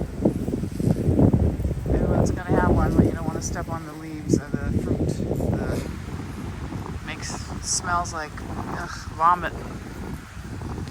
But beautiful leaves, beautiful trees.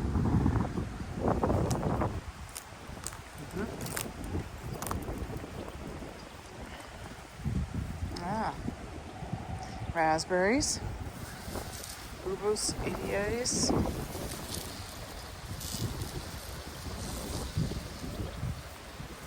And we have a wild pig here. A wild boar. Yeah.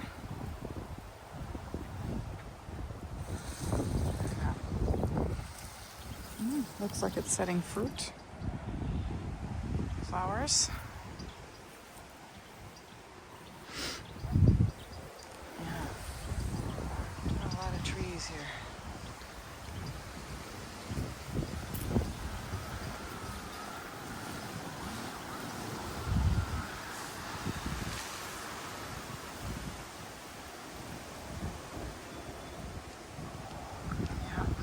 Working hard, the women.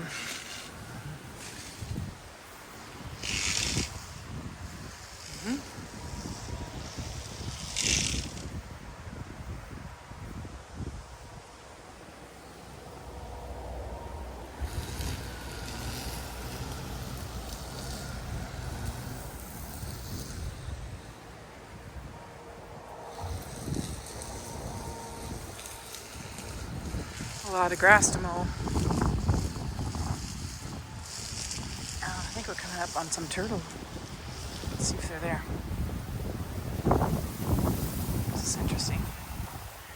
Looks like some kind of grass, bamboo. Oh yeah. Galapagos de Preso. Galapagos de Florida. I'll see if they're in here. Oh, there's one. I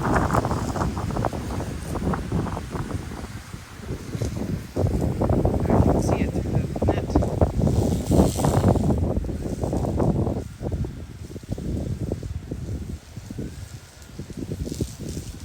Come on, little guy.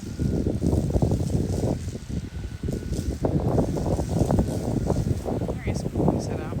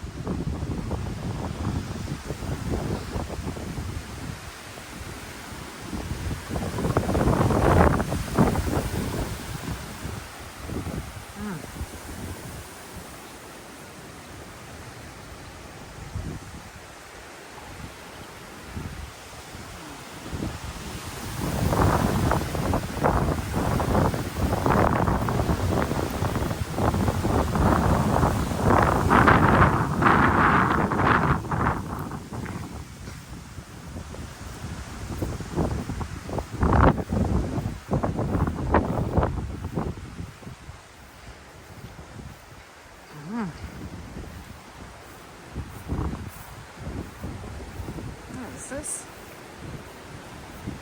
Interesting foliage tree. Let's see what that is.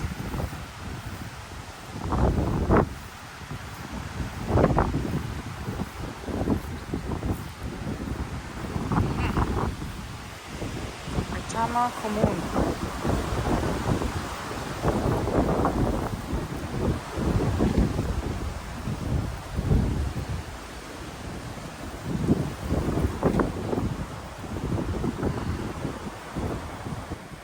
And here is the picture and story of two women who were the first women in Spain to get married to each other in 1901 in Galicia. And they lived together, and they decided that they wanted to get married. So one of them, I think it was Elisa Sanchez Loriga, said that she pretended that she was a man named Mario, who was a deceased relative. I think it was a cousin of hers. And so she assumed his name, and they got married, and then they were found out and they had to flee to Argentina. But until their death, they were still officially married, so they count as the first gay couple, female gay couple that was married in Spain. And here they have water flowing through a channel that I believe they use to water the entire botanical garden. That's pretty cool. We just entered a little, I think it's a vegetable garden here. There's more of these trees that are chopped off. Looks like they've been there and they were, I don't know if they were attacked by something, but they lost their tops and they're standing there as big pillars. It's kind of impressive.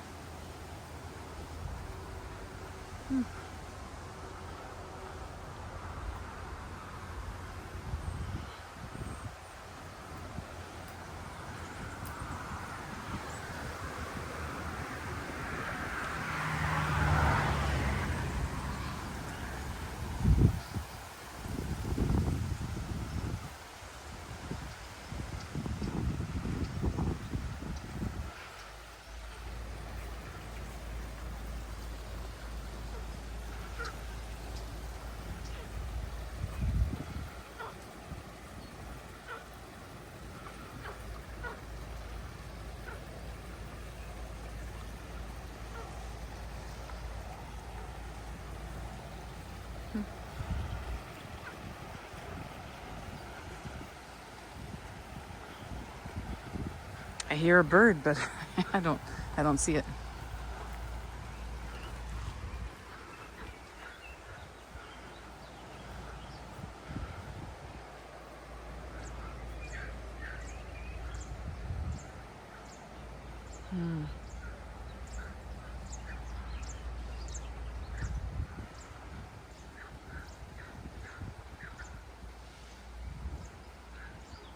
This woman was the last woman to be accused of adultery.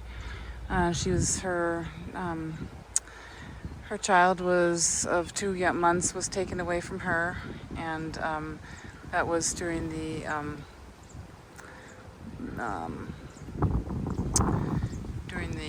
years of let's see, what is it called? The dictator. What's his name? Anyway, who reigned until the late 70s, I think. So, don't know if I have my history exactly right, but I can't remember his name right now. But he was a menace to women, and they lost all their rights, and women were in terrible danger of getting abused by their husbands, and they couldn't get divorced because it was illegalized. And yeah, it was terrible. Very masochistic. And they could just be accused of adultery, and then their children would be taken from them. That's a terrible thing.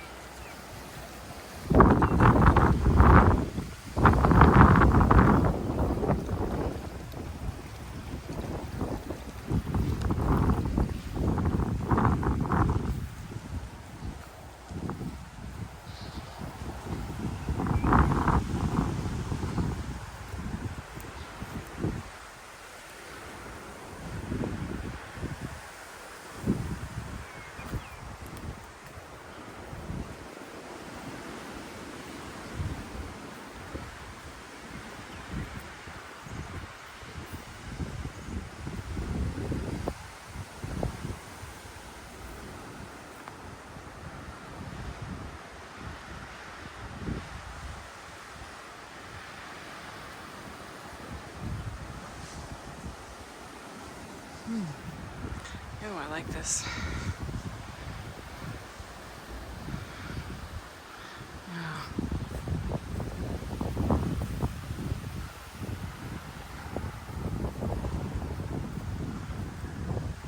Wow, this garden goes on and on. It's actually much bigger than it seems. Yeah, it's beautiful. Yeah. I think it's iron, to get welded iron. That's the idea for home.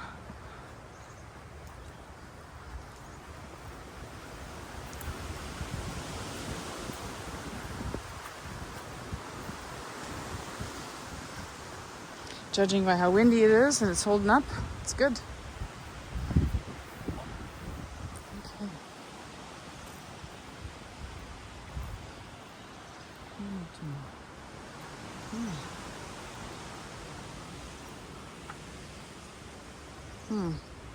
It's a cool seat.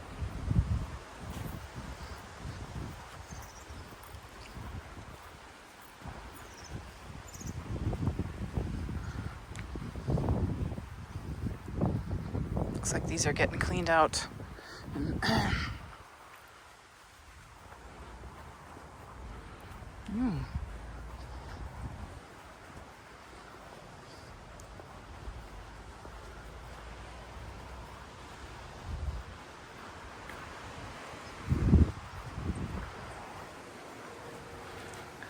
Ooh, very cool.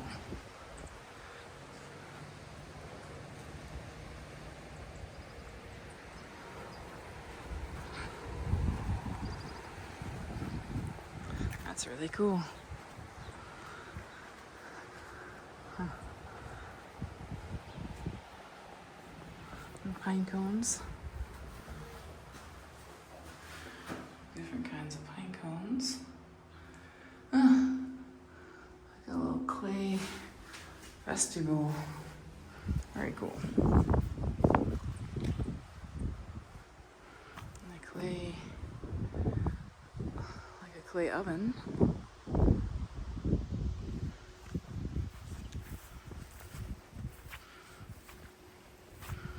Oops, I'm standing in some water here.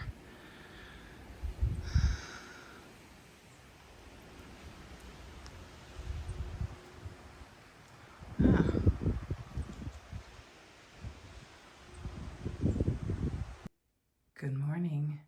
It is May 1st, National Wandertag in Germany, and I will be wandern. I will be hiking. It's a National Hiking Day in Germany. Maybe all of Europe, I'm not sure, but this is my place I'm leaving, La Plaza, a pension in Azofra. It was a sweet little place, and not a bad price, €44 for the night. Definitely worth getting some good sleep. I'm leaving now, so I will check it later. And starting this morning with getting myself some water. I'm not sure I can do this, filming this, but I will try one-handed for at least a little bit. Kind of worked. So this is the aqua potable, so the one that is drinkable. And the other side, as you might be able to hear, is actually the non-drinkable side, splashing away.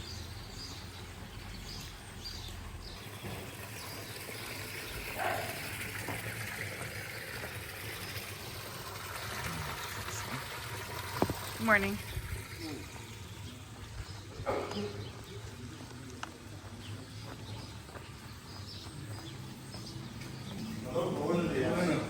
Buenos días.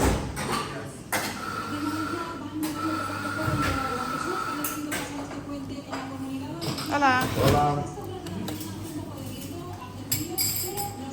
Quisiera un café, por favor, y un jugo de naranja. ¿Café con leche? ¿Café con milk? Yeah, con leche, yeah.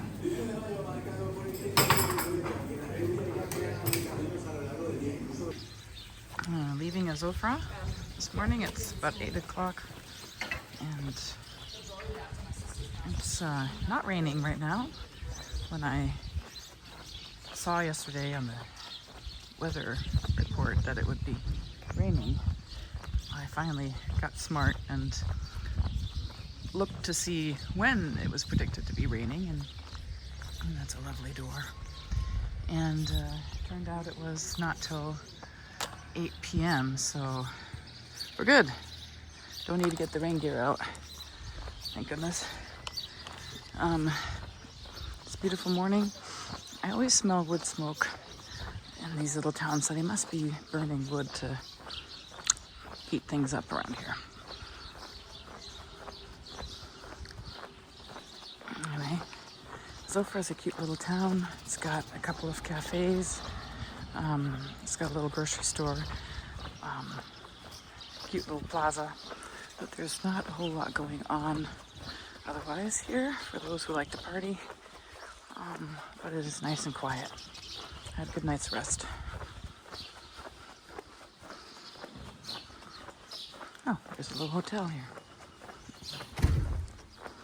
Morning. Good morning.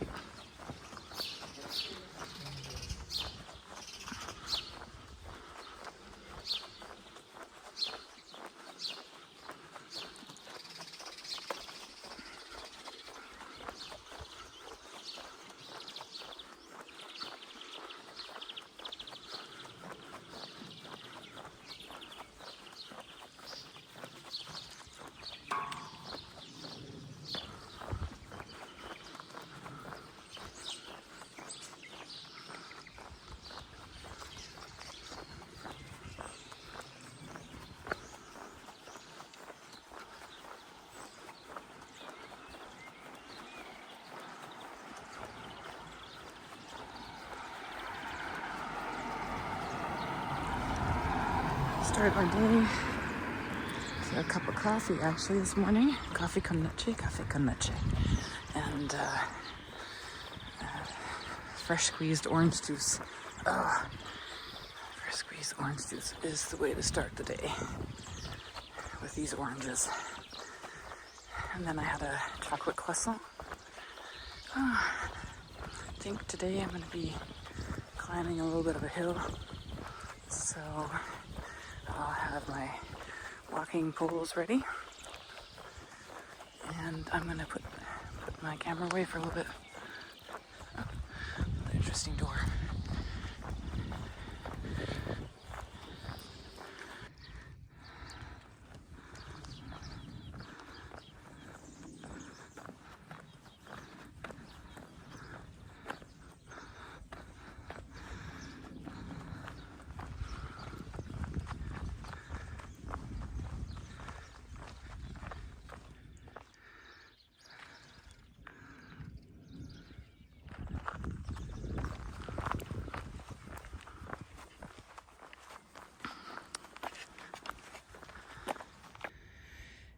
And this here is the red clay soil that is what gives this region its name, La Rioja, and gives the wine its good flavor.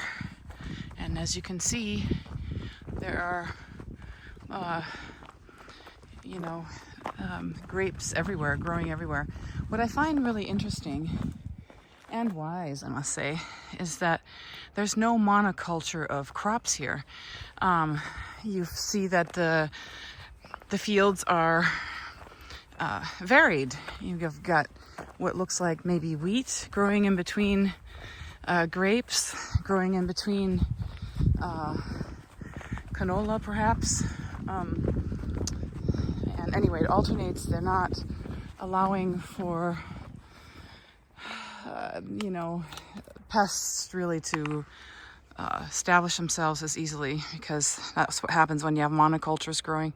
Now this looks like a really ancient relic here. It looks like it's sandstone and it's worn off, some sort of pillar. I don't really know. It doesn't explain it anywhere, but anyway, it's beautiful. And people have left remembrances of people and loved ones, and maybe religious relic, little remembrances.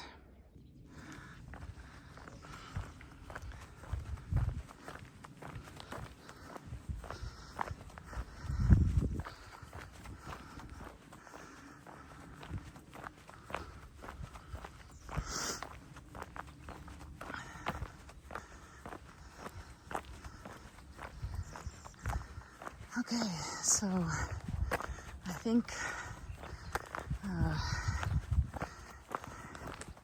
walking on the little side roads, the ruta, if you will, is maybe coming to an end, and we'll be walking alongside the autopista, which is the highway or freeway of some kind.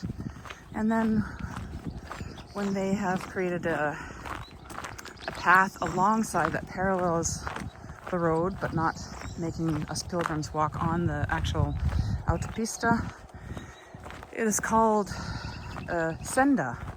So those are sort of newer developments that they have created for the Camino, which is nice because it keeps us more protected. However, you still have to put up with the freeway noise, and for some people's nerves that can be a lot. But you just have to remember that all that will pass. Oh, and here, amidst the wild grass, are poppies. That makes me happy. All right. I know it's really hard to see the uphills, but they're there. Going up a kind of a long incline right now, but I think after this we're in the next little town and there'll be a break, and I think that's the hill for today. That's my hope, anyway. I've come from down there, and it's just absolutely beautiful today. Trying not to take my my hoodie off. It's made to protect me from the sun. It's supposed to be thin and breathable, but I am sweating very much. All right. And I have made it over that hill, and we're coming up onto, well, it's not called a village. I'm not sure what the man was saying it is. He says it's not a village, he says in Spanish. It's an enclave or something like that. Anyway, here at the top is a cute little golf course. Cutest thing ever. And there's a bunch of pilgrims coming up on my heels. So I'm keeping on going. I prefer having a little bit of quiet around me right now. So while I don't race when I'm walking, I try to just kind of find that little space where I have it a little quiet, and I'm enjoying the silence, the bird song. And I also really do like talking to people. Like towards the mid part of the hill, I met a New Zealander named Paul, and we swapped some stories and wisdom about stroke. We each have loved ones who have had stroke, and yeah, so it's just good to share, and we can enrich each other's lives this way. So it's really pretty cool thing. Loving the Camino. I don't know what's going on here, but it's the strangest thing. There's this just collection of buildings that all look like they're empty. They're very modern, and they're just for sale, all of them. And there's very little occupancy from the looks of it. And this whole town, it looks like, I don't know, was it ever like a military barracks or something? But I mean, all of these houses, clusters of them, that each look very nondescript, and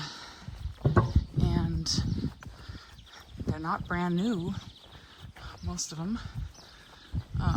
There are some back there that look a little newer up on the hill, but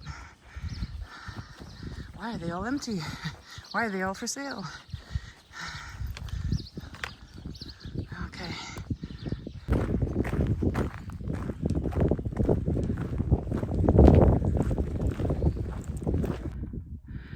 And I just came up that hill, and I'm welcoming this picture of Santo Domingo right up ahead. Should be there in an hour. And when you have a descent like this one here, descending into Santo Domingo, it is paved, but it's really important for the health of the knees is to get down low to the ground. So keep a bend in the knees. One can also go zigzag across to make it a little easier on the knees. But actually, as I said before, the downhills are a little bit harder for most people, and people are more prone to get injured on these declines here. All right, I'm gonna use my poles. That's the other good thing, is use the poles to help support your downhill descent. Since today is May 1st, it's Labor Day in Spain, and many shops will be closed, and post office and such.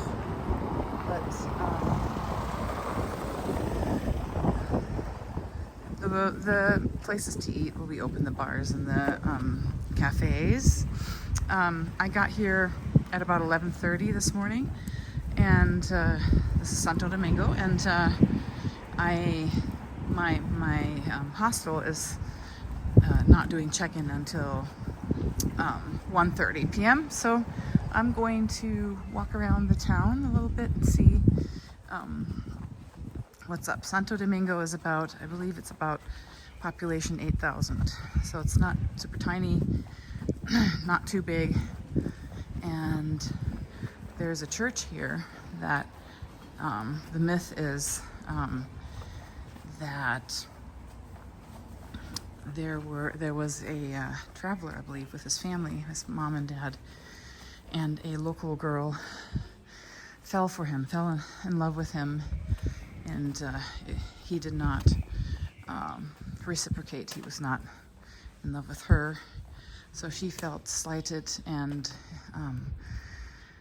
put something in his luggage and then accused him of stealing, and he was then consequently prosecuted and hung. And the mayor of the city, so the parents came and appealed, and the mayor said, something about he then did not, he apparently came back to life. I have to double check this before I keep talking about this. I will double check it and talk about it later.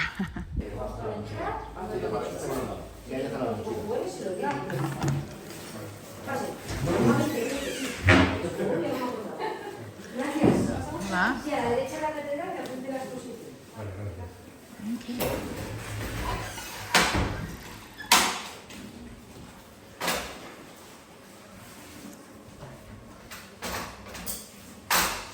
Hola. ¿A cuántos son? 5 euros. 5 euros. ¿Y este?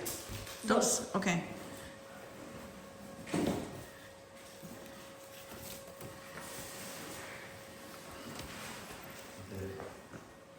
Ok, entonces quiero entrar y...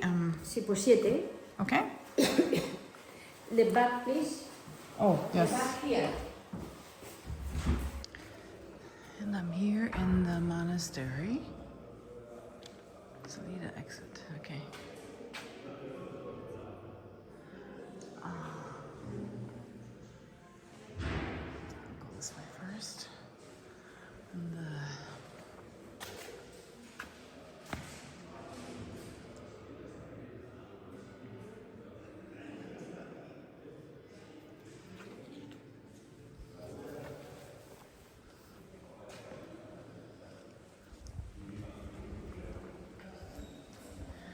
Santo Domingo was born in 1019 in Viloria de Rioja. As a young man, he wanted to enter the monasteries of Valvanera and San Milan de la Cocolla, but monastic life was not for him. He embraced the hermit life by settling into a hunting shelter, now a Parador hotel, that the king of Navarra had in the Ayuela forest, where he found his true vocation to help pilgrims on their way to Santiago de Compostela. The construction of the causeway, the bridge over the Oja River, and the hospital shelter, and the churches reflects the love he professed for pilgrims, ultimately giving the rise to the town that bears his name. Santo Domingo de la Calzada is remembered for the miracles he performed in life and after his death. The miracle of the rooster and the chicken is by far the most famous.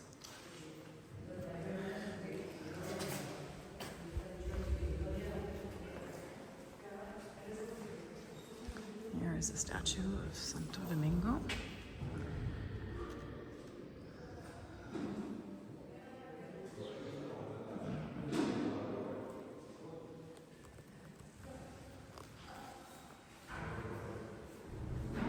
Some iron something or other. Looks like a torture device. Not sure what that is.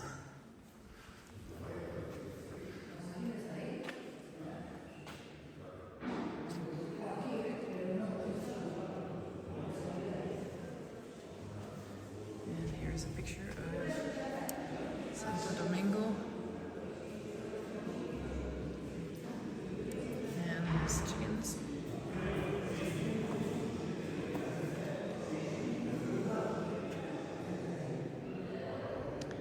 So these churches, as always, are places to look at the artwork, the incredible artwork, even if you're not religious. Santo Domingo. What is this lovely silver, whatever this is. This is a Mexican workshop, Francisco de Enya, embossed and chiseled silver, 1654. And it belongs to cathedral. It's really beautiful. Wow.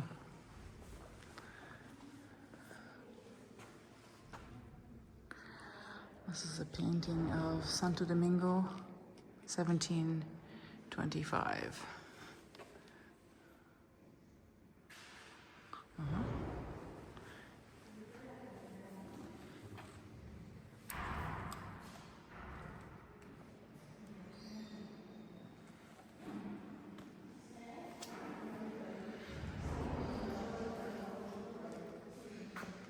Here he looks a bit different than the other pictures. And here are the chickens. This was done in the Norwich's workshop in the UK from 1610 to 1620. A little chicken. And here's another one. Silver. Well, there's some worth in that one. And this one here is also Santo Domingo with his chickens. Yeah.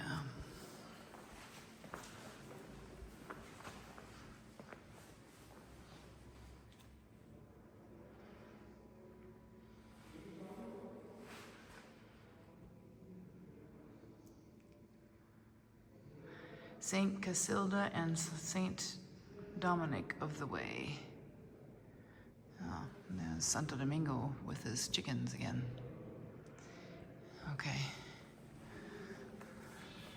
Okay, the cathedral was declared a National Artistic Historical Landmark in 1931.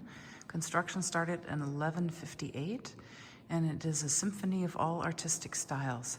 It has a Latin crossplant. The Romanesque apse was built so that the flow of pilgrims would not affect worshippers. What's more, it has 3 Gothic-style rood lofts. Notable features include the double crossing built after the cathedral collapsed in the 16th century, which has a space for the tomb of the saint opposite the Gothic chicken coop. The construction of the main altarpiece and the Renaissance choir also date back to this century, as do the altarpiece of Miracles and the descent from the cross into the retro choir.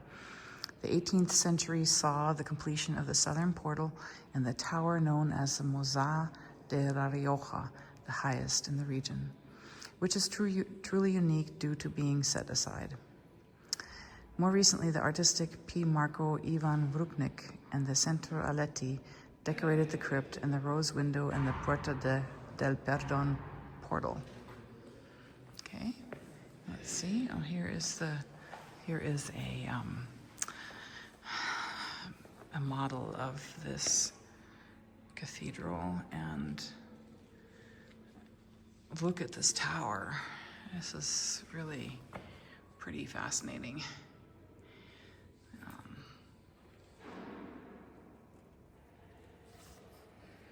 And then they have this sort of gate or whatever that is.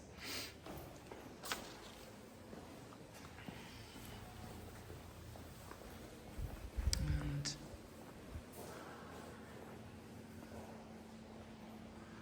here is the casket of some saint. And here are pieces that are left of mural paintings, original, 1495. These are curious. This is like chickens with heads. Capital of the Harpies. And here's some more wall paintings that were saved that were painted on wood, dating to 1454 to 1467. Yeah, it's some old stuff here.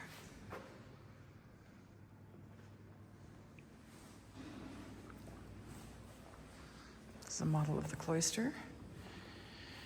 Catedral de Santo Domingo de la Calzada, and this is in the 12th century, a reconstruction of the cloister. The cloister was built by Bishop Juan del Pino in 1340. Its structure is square plant, and it's covered by rib vaults and buttresses facing outwards. The cloister replaces an earlier Romanesque one built in the wood, designed for burials. In the four galleries of the cloister, there were several chapels, including the spectacular Capilla de la Saleta. Other architectural features of the cloister are the Salsa Capitular, chapter house, the Retablo de las Reliquias, altarpiece, and various niches, such as the one housing the heart of King Enrique II of Castile. As I said, church and state were not separate. Uncolored stone, anonymous work. And here is a painting of Jesus and his. This is dating from, this is the burial of Jesus Christ, and it's dating the 17th century. It's kind of hard to see with the reflection, but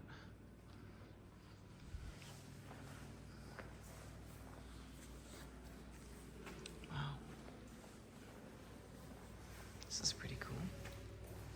This reminds me of Kalaya's 5th grade little gnome house.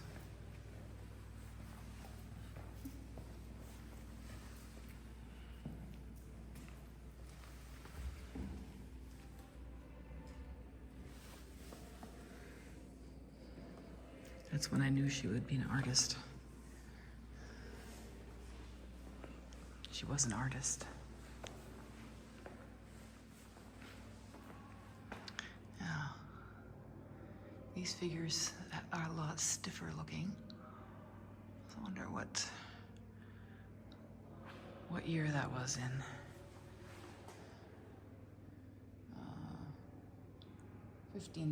15th century.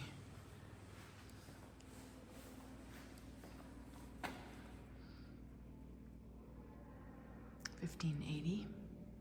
Veronica holding, looks like a impression of Jesus' head on it.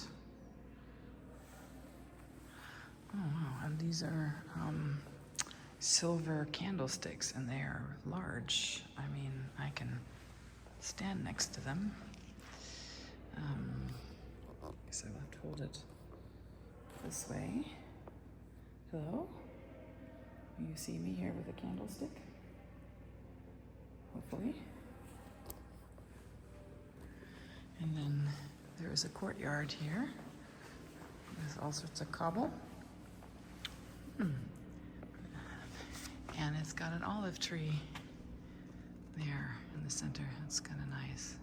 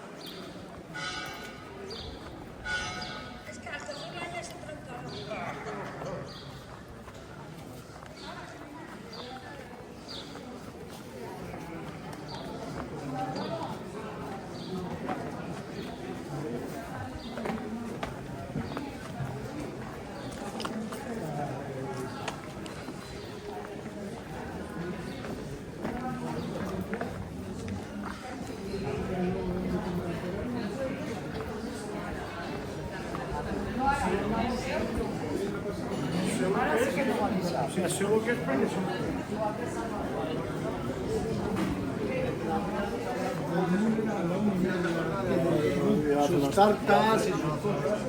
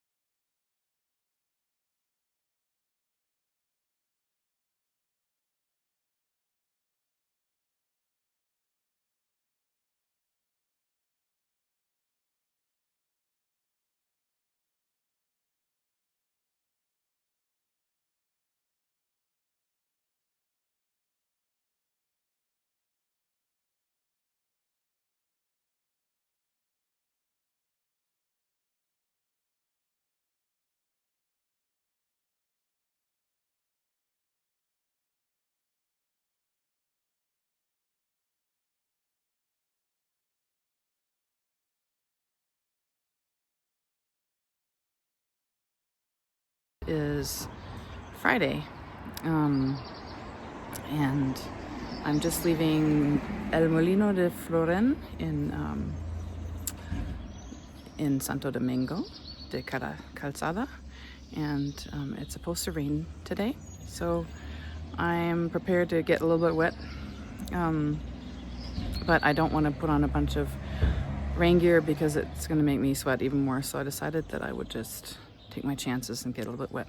And I have my poncho and I can throw that on. So I'm going to lead us out of the city here, and then I might put this away. When it does start raining, I'll be putting my my filming gear away.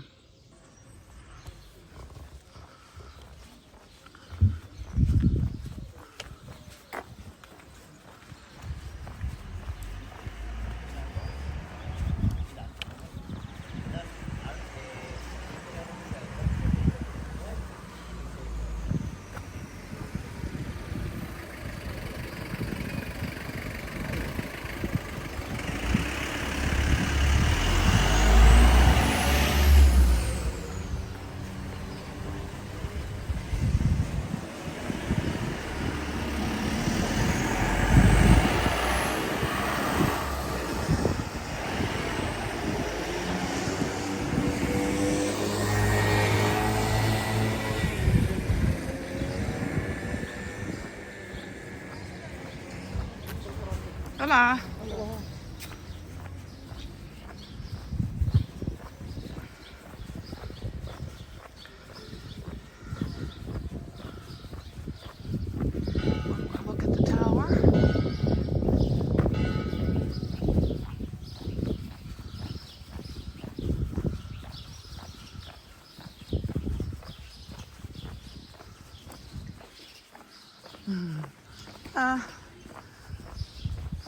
Wait a second. Hallo, Fiona. I stayed for one day. Ah. Ich bin heute hier geblieben, weil mein Fuß. Aber jetzt ist besser. Also ich war gestern einen Tag Ich hier. bin am Film, ist es okay? Ja. Ja. Hallo. Hallo. Ja. Jetzt geht's besser? Ja, jetzt ist viel besser. Wo gehst du hin jetzt? Ich gehe noch kurz zur Post, weil ich jetzt aber auch eine große Kiste gepackt habe mit Sachen, die ich noch wegschicke. Hat die schon auf? 8:30 Uhr und aber irgendwas anderes hat schon geöffnet. Ich gucke jetzt einfach mal. Also du kannst vielleicht auch bei mir, wo ich geblieben war, da gibt's gutes Essen, gutes Frühstück für 10 Euro. Ich habe schon gefrühstückt. Hast du schon gefrühstückt? Danke, Okay.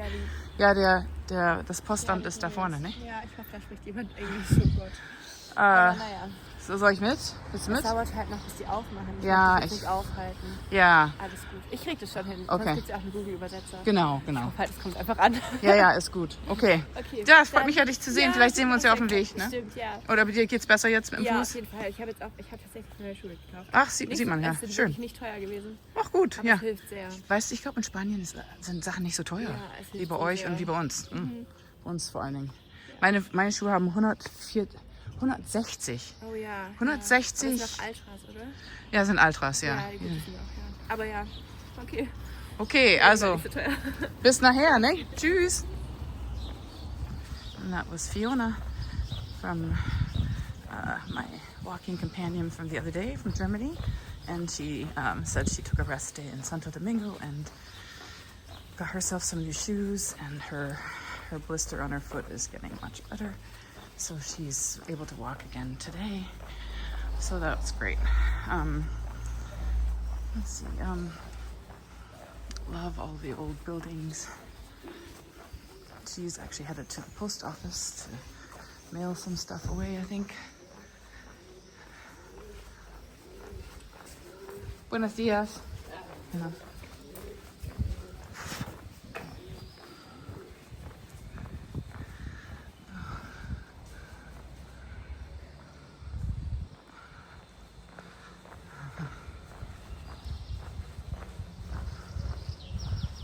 I need to tighten my shoe. Okay. For some reason, I tie my shoes really tight, and it doesn't matter. It always, after a few steps, feels loose again. And I constantly feel like I'm tying my shoes.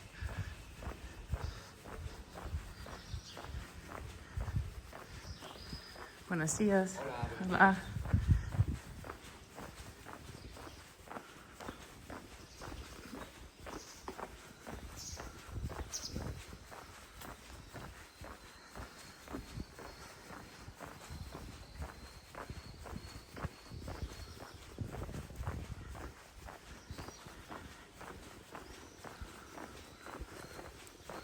And here is the sign that we're on the path.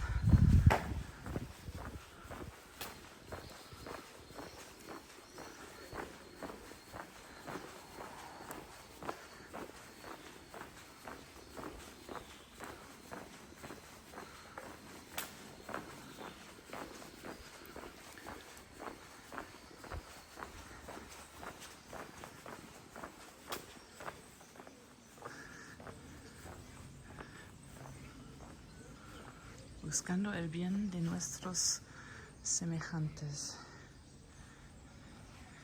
Here is encontraremos el nuestro. Platón. Nice. Another nice piece of wall art.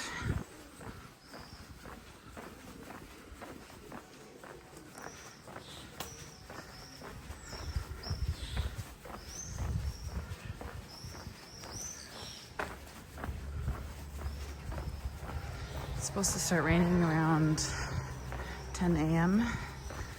today from where I'm leaving. So I might miss that rain, but then I'm walking right into rain near the Belorado region where I'm going to Belorado today. And it's supposed to rain for several hours. So it's likely I'll get wet. I've got my rain poncho and I will be trying it out for the first time. It's not the cheapest rain poncho, but it's a pretty cheap one, so we'll see how it does. I decided against my raincoat, and I have rain pants and raincoat that would definitely keep me very dry, but they also will heat me up. And since I seem to be struggling more with that, it's my pick. Get sweaty wet from the underneath, or sweaty wet or wet on the outside. Okay, I'm gonna turn off and tie my other shoe now. And here we are, Liv and I. We stopped at the first restaurant that we could get out of the rain. We are in Belorado, and after my meal, Liv is gonna go on to another 11 kilometers, and I'm staying in Belorado. And we ordered some steaming hot garlic soup as our first course. And we actually walked through, I would say, with 2 hours of pouring down rain. Of like, it was storming. It was windy. It was blowing sideways. It was thundering and lightning. So there was a moment where it was like, oh, I don't know if I should be out here. But we made it.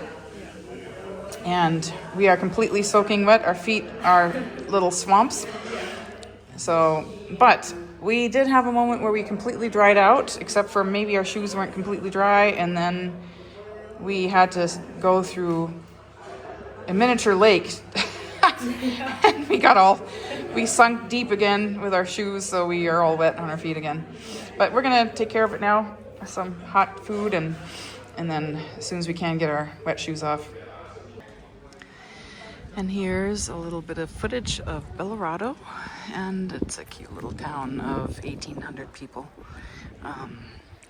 But for a town with 1,800 people, it's got a lot more going on than towns in the States with 1,800 people that I've met. So, and here are some of the offerings there. It looks like they have some dancing and some artwork. And here is the beautiful church, Belorado Church. Looks like the tower might have been reconstructed at some point, but usually these little churches are not open anymore, as I've talked about before, because there's been a lot of robbery. But we can kind of see what it says here. It stands prominently in the Plaza Mayor of Belorado, a location that allowed its portico to serve as a setting for town council meetings during the Middle Ages. Dating back to the 13th century, it features a rectangular floor plan with a strong single nave layout divided into 5 sections. Its numerous renovations have resulted in a blend of styles: late medieval, modern, and contemporary, 13th to 20th centuries, as well as Gothic 16th century and Baroque 17th century. The interior holds several treasures, including the main Rococo-style altarpiece and the temple's vaulted ceilings with paintings by the local artist Gaspar Palacios. And I was in luck because the church attendant here actually just walked up to the church as I was coming up here and opened the church. So now I can show you the inside, which is absolutely gorgeous. Again, small church with lots of wow factor. Here is the ceiling. Oh wow. I think this is what it was intended to do. Wow, people. And here is some sort of older wood carved piece that looks great. This looks older too. I'm not sure of my styles, but this is a different style, I think, than the large altarpiece. And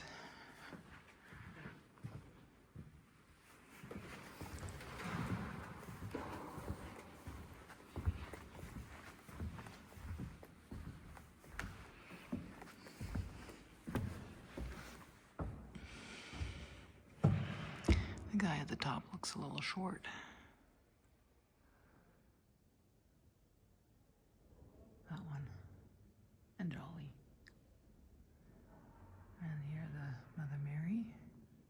presumably.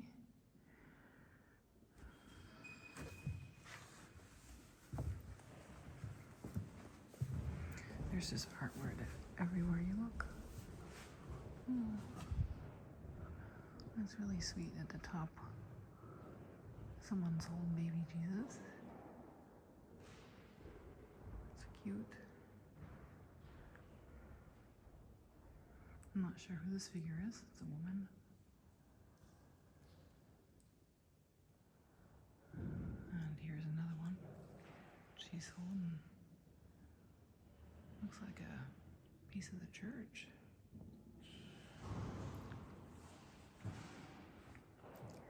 But I have to show you the organ. This organ is spectacular. It's different than the one any other I've seen.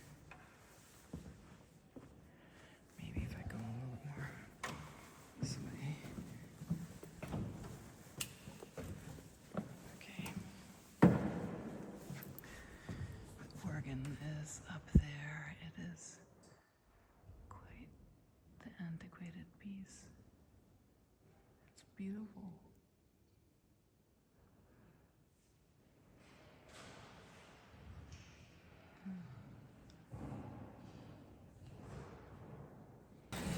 And one church wasn't enough in this little town, so there is a second church. And I hear they are stamping the passports here, so I will go in and see what else there is to see.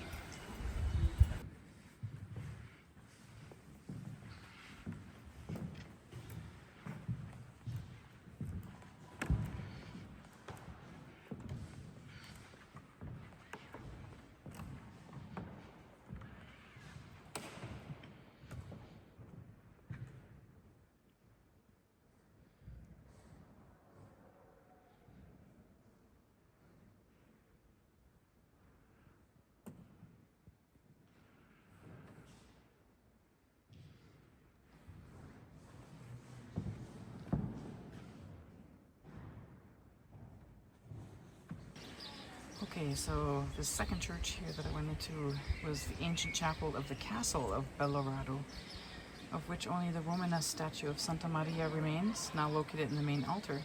The chapel, currently in Renaissance style, has its present appearance due to the rebuilding that took place in the 16th century.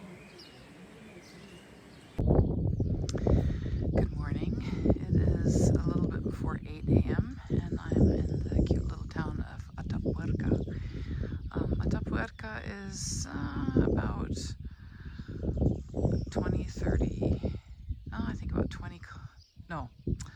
somewhere around 20 kilometers from Burgos, a bigger city, which I will head to tomorrow. This place is tiny and it's just in a beautiful mountainous kind of hillside location. Sun's coming out. Yay! I'm actually waiting for my Hotel Rural to open. It's funny, it's called a hotel. It's ever so tiny and rickety looking. But there is nothing fancy in this town, and I don't need fancy, but I do need some good sleep. I've had 2 nights now where I've slept 0 and I'm just fried. So I've decided to taxi on over to this town, my next stop, which was supposed to be a 32-kilometer walk with hills, and I knew that I was not up for it. So I had to get reasonable with my situation and taxi on over. And there was a woman who was taking a taxi early to a few stops before this one to meet a friend. So I hitched a ride with her and we shared the cost of the taxi, which was really nice. So now I'm just waiting for something to open, a cafe or something, and I'm waiting by the church. This church is late 1800s, so it's not as old as a lot of the other ones. But I found a bench I can sit on, and since the sun's coming out now, it's going to warm up a little bit. But yeah, the Camino teaches many things, as I said before. One thing is to heed what the body is saying and telling me. So there's no point in pushing it. When you're out of juice, you just gotta just fill up your tank again. And I'm looking forward to getting into the little hotel, and as soon as I can, maybe try to get some sleep. And then there is the distance. I don't know if I can focus in on it. There is the interpretive center of evolution archaeology here in Atapuerca. I think it's supposed to be like 3 kilometers out of town. The taxi driver was mumbling something about there being a bus out there. So I'm going to check that out later when I have some energy. And there are some wall paintings in a cave somewhere here as well. But all things in due time. And for now, I'm just going to enjoy the sun.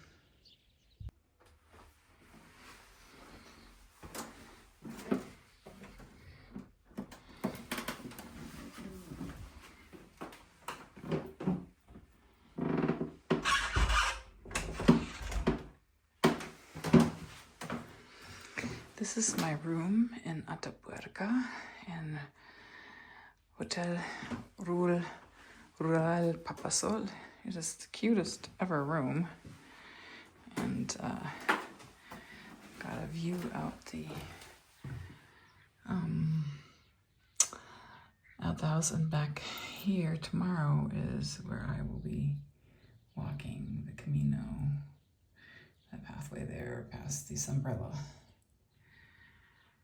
And it's supposed to rain tomorrow, so tomorrow I will be wearing my rain pants, I believe. And anyway, it's a very cute room and bathroom of my own. And I think I'm going to work on getting caught up on some rest. The people were very kind to let me in early, because actually check-in isn't until 2 o'clock. And it is now about 11 o'clock right now. Okay, I'll check in with you later. Look at this cute little window. And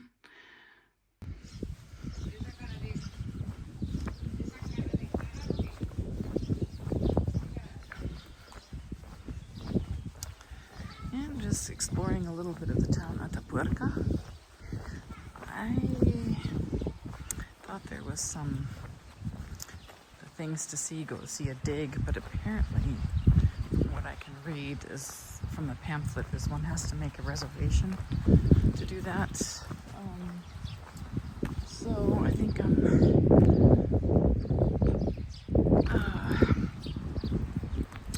I disappointed? Well, to tell you the truth, I'm just too tired to be disappointed today.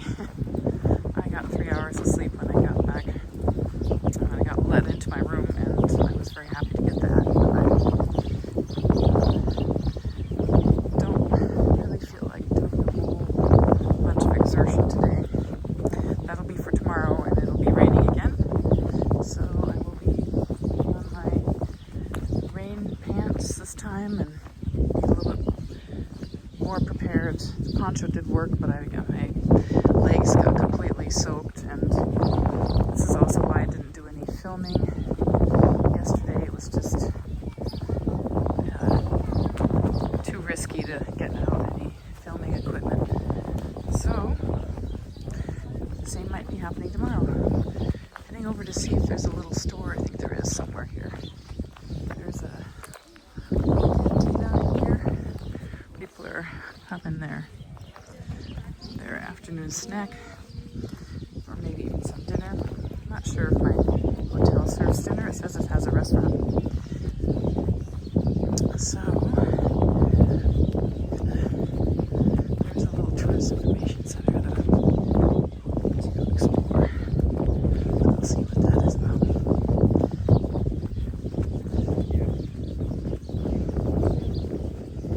I don't know if it's open.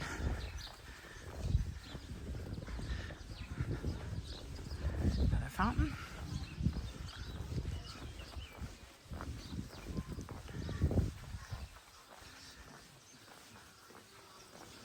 No, they certainly don't look open today, do they? Try the door. Nope. Okay. Well,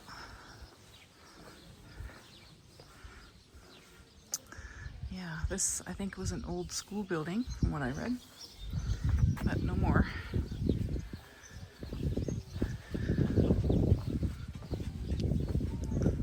Nice map. And I just met up with some people that, I ran into them actually at the little bar cafe. I went and got a snack and some fresh squeezed orange juice. So there's a woman who is staying in the same hotel as I am, and it's really kind of a stretch to call it a hotel. Their shower water is lukewarm. So with as cold as I was feeling earlier today, there was no way I wanted to take a shower. Maybe now I could do it. And I sometimes use the shower to try to warm my body up if I've especially caught a chill. So she was going to ask for her money back. And here's an example of a lively happening hostel, which looks a little bit more like a albergue. And there's more interaction usually in those, and a place to hang your clothes. You hand wash them. None of those things are available really. Well, I guess there's a small clothesline outside my hotel, but they have a sign in the room saying that they don't want you hanging your clothes in the room, your wet clothes. Anyway, I also ran into oh gosh, what is her name? A Canadian woman who had been hiking with two other elderly ladies, and she herself elderly and has done the Camino multiple times. And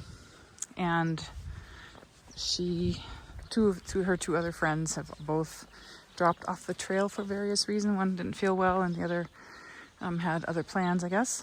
So it's just her. And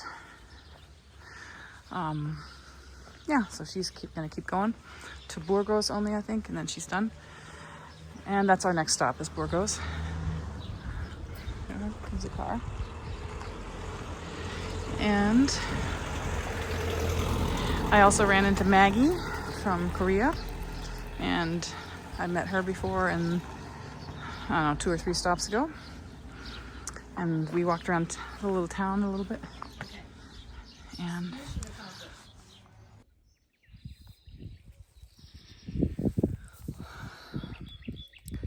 hi, this is me leaving quite early. It's 6:15 and the sun has not come up yet. I thought I had a headlamp that was working, but apparently it's out of battery juice. It just went on for long enough to fool me. And so anyway, I'm going to use my phone light to light my way. There is a chance of getting lost up here. I have to go over a mountain. And yeah, so just wish me luck, and I will talk to you later. There's a kitty cat making noise in the morning. And I found my first way marker. But there's a place where I have to find the right cutoff, so I end up going the way that I want to go, not the way I could be led. I'll still arrive, but I want to go through the park into Burgos today. It's a long ways into Burgos. The city itself is a long way to go through, and I don't want to go through the traffic, so I hope I catch the right way. All right.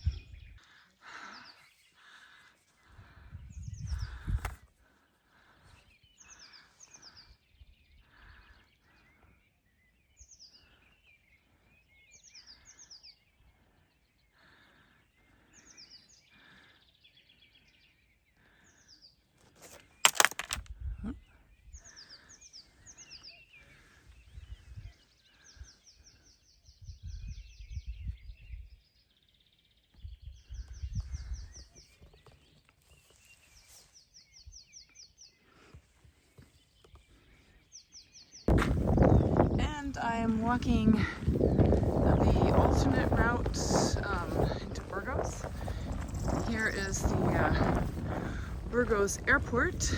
You can see past the fence, and I am walking this alternate trail because it leads to the river path that's supposed to be beautiful, much more beautiful than walking the original path in and through the city. So there's a lot of traffic to contend with, a lot of noise, and so I thought it would just be nicer to do this. And I got up very early this morning because, I don't know, somebody was making noise at 5 a.m. So, I don't know, at 5:30 I got up. There was no hot water. Turns out the hot water is actually broken in the hotel I was staying in, so the host gave me a substantial discount. I think he actually didn't know how much the room was supposed to be, but anyway, I got it for half price. That was all good. And I think it was fair since I didn't have hot water to take a shower, or no one else did either. Anyway, it got me up and going early. I was out the door at 6:15 this morning.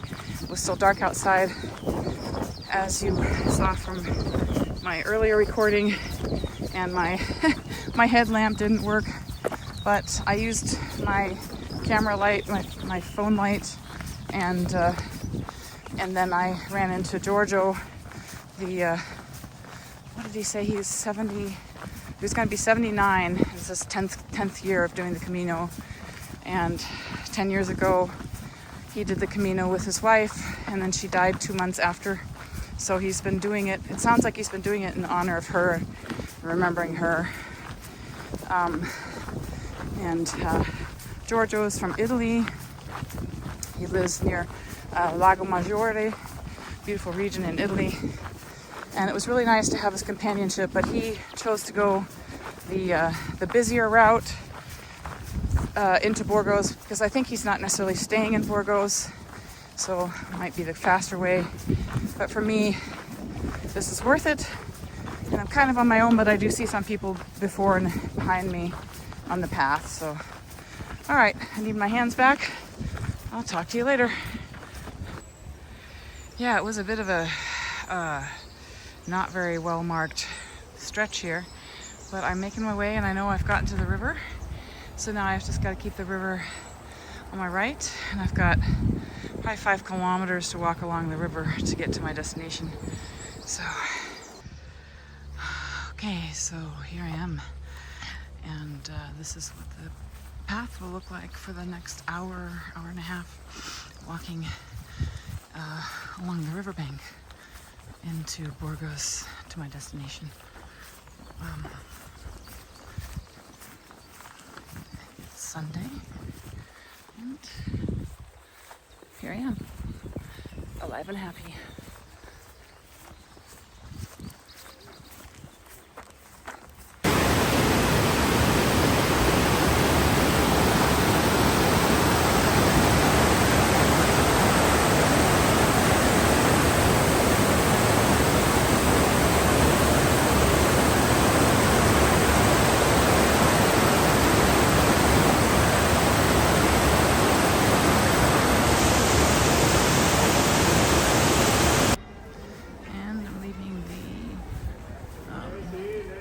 Museum of Human Evolution, where the famous bones of the Homo antecessor are actually displayed, and you can see the back. There is the cathedral, and my hotel is actually near there. I'm heading back there for a well-deserved rest. This is the Plaza Mayor in Burgos, and there's some nice old buildings here. I'm gonna head to my hotel.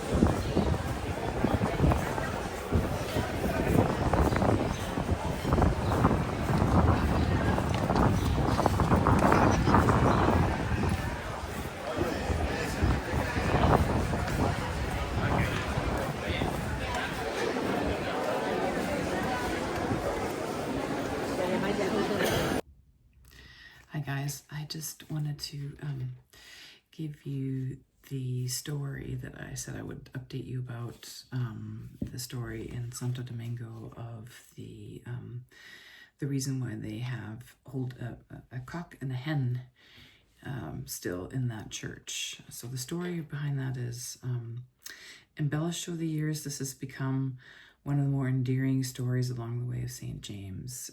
This is according to my guidebook.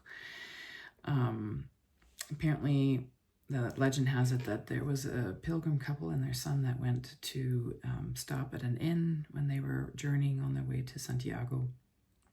There was a pretty innkeeper's daughter who had fallen in love with the handsome son, but he refused her advances because he was very devout. And when he refused her advances, she decided to hide a silver goblet in his backpack and accuse him of stealing it. So he was condemned to hang. And the story sometimes goes on to say that the parents may not have known about this, and they went on their journey and later on discovered that he had been hanged, and they came back to find him hanged, and he was still alive, and apparently that was because of the blessings of Santo Domingo that he was still alive. So they rushed off to the sheriff's house to try to, beg on his behalf. And the lordship was eating dinner, and when he heard the parents, he said that it couldn't be that their son was alive. Their son was no more alive than the cock he was about to eat. And at that point, the food stood up on its dish and crowed loudly. So this was the miracle that was that then had the sheriff run up and cut the poor lad down from the gallows. So he was given a full pardon, and nothing more is said about the woman that started the whole mess. And anyway, they have since then honored this myth and kept a live male and female chicken in this church. And that's the story.